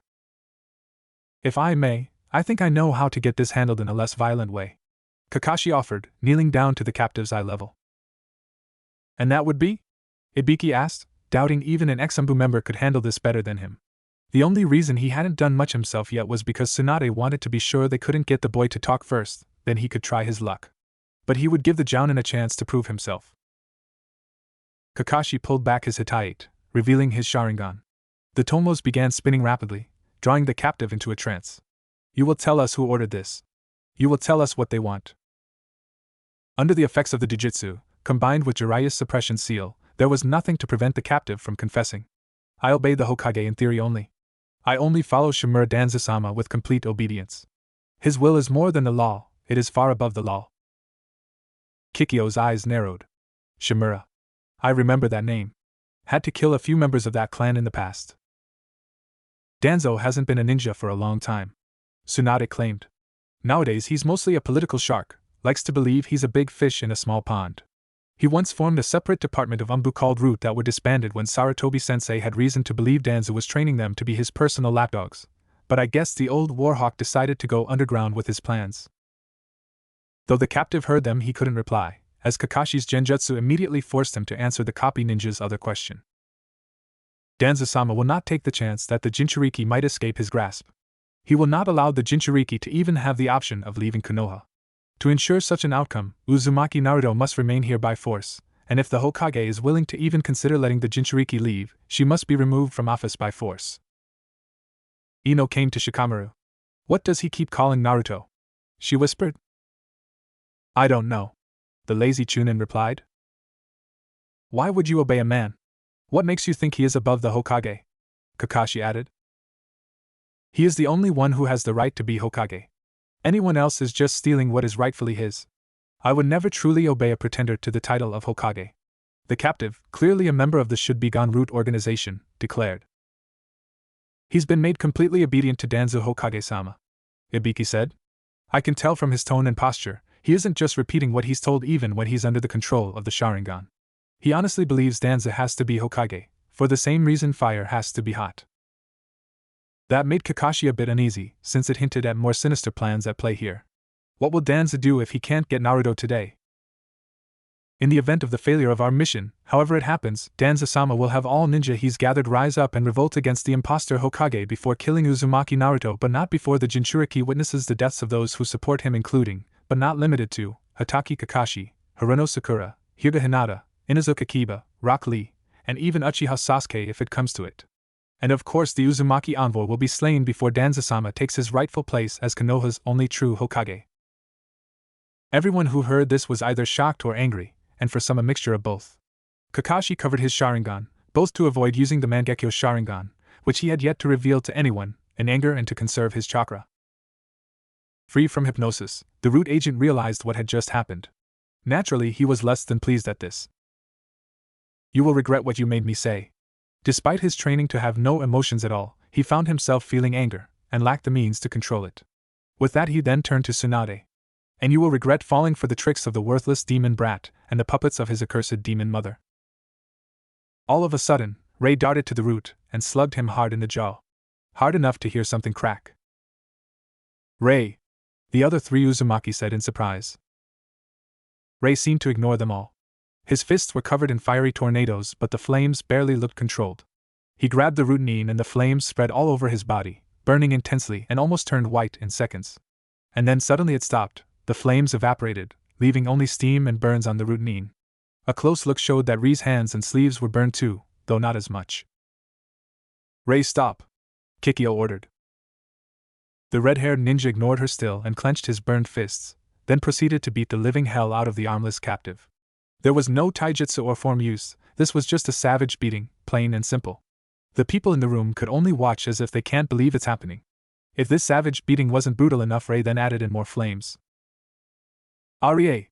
Mia and June yelled, pulling him away from his victim by hooking his arms with their own. He resisted, of course, and managed to use his legs to add in a stomp for good measure, but Jiraiya came in with a quickly made low-quality seal to stop his movements. It wouldn't last long, but enough to stop him for now. Gaara leaned closer to Naruto. This guy is rather vicious. Even I have to admit that was going a bit too far. Coming from Gaara, that's really saying something. Naruto thought but knew not to say. Someone checked on the root nin. He's dead. One of them told Tsunade. There goes any chance to get more information. The blonde Senju said to herself. But what we got puts things in perspective.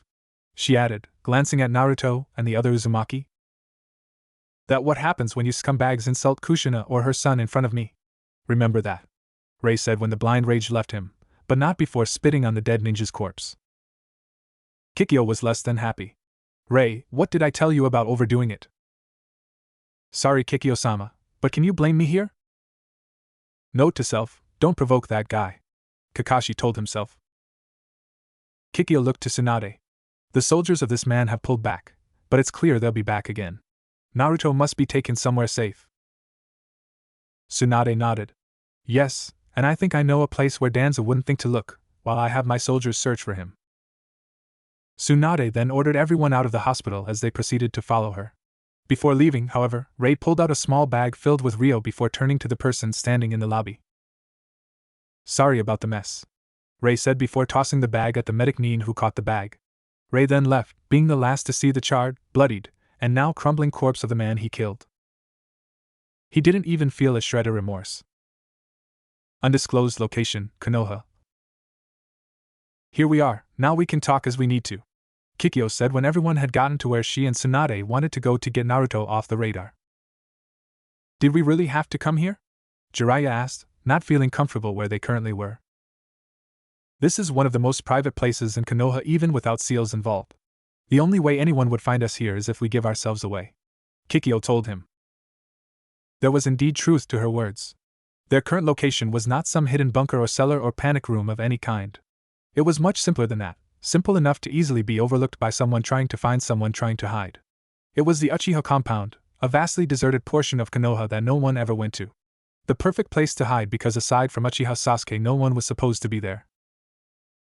Right now the group was in a completely random building that was picked solely because it was large enough to hold them all.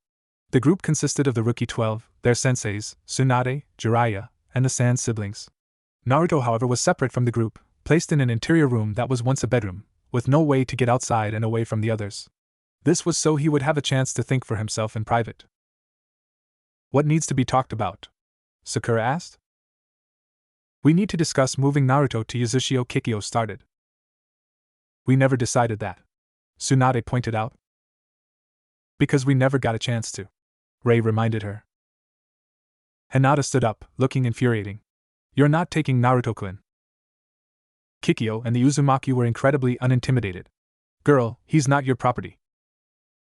Why do you want to take Naruto away? Ino asked. Mia rolled her eyes. If you people would stop interrupting us every single time we try explaining it, you might finally learn why. No one said anything, well aware that the Uzumaki woman was impatient, and would have answered their questions happily had they bothered to stop asking them long enough to let them speak. Allow me to explain on my kin's behalf.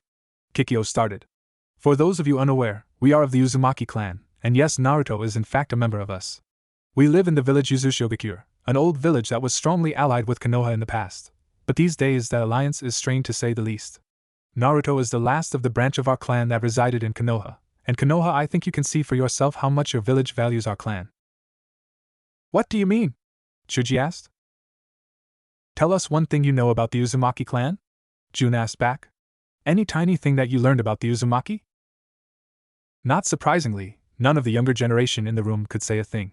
They couldn't even use Naruto as an example since it was clear even he didn't know about the clan.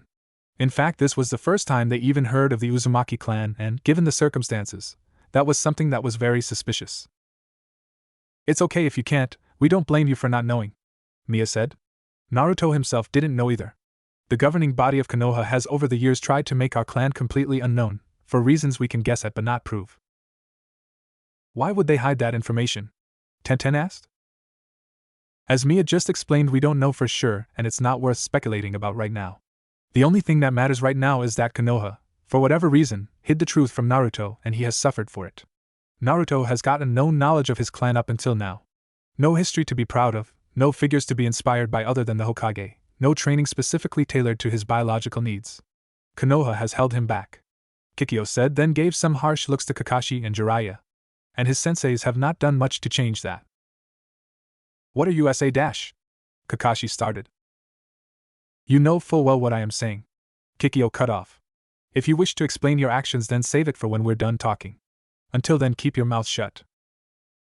Kakashi stilled his tongue, taking the hint, and Jiraiya knew to do otherwise on his part wouldn't be any smarter. What makes it especially insulting is the fact that they denied this information to such an important member of our clan. Mia added. What do you mean an important member of your clan? What is Naruto-kun to you? Hinata asked. In a strictly biological sense, Naruto is the rightful heir to all of Uzushio. He is in the line of succession for the leadership of the whole village. Kikyo answered. Everyone in the room was shocked to hear this. Naruto, the boy who had always been considered the pariah of Konoha, was downright royalty in another village? No way. Naruto? I mean him? Kiba said, having a hard time comprehending this. Yes, him. And before any of you say he can't possibly be an heir, let me point out that had a single one of you been taken away from your clans like he was, you wouldn't have been an model heir yourself either. Proper behavior is taught, not instinctive, and like we already mentioned, no one really bothered to teach Naruto anything. Rei shrugged. To be honest, though, proper behavior is an alien concept for our clan. We Uzumaki have a reputation for throwing formality and all that bull into the wind like used-up tissue, so Naruto probably wouldn't have learned any of that back in Uzushio anyways. That said, the neglect Naruto went through here goes beyond that, and is completely unacceptable. Anyways, I imagine you're wondering how exactly Naruto is essentially royalty. Kikyo continued, ignoring Ri's comment. It basically comes down to it being in his blood. Naruto's mother was Uzumaki Kushina, daughter of Uzumaki Ashina, the last ruler of Uzushio, who sadly is no longer with us. I am the current head of the clan, but my position is only filler. Naruto at the moment is the last of the ruling branch of the Uzumaki clan.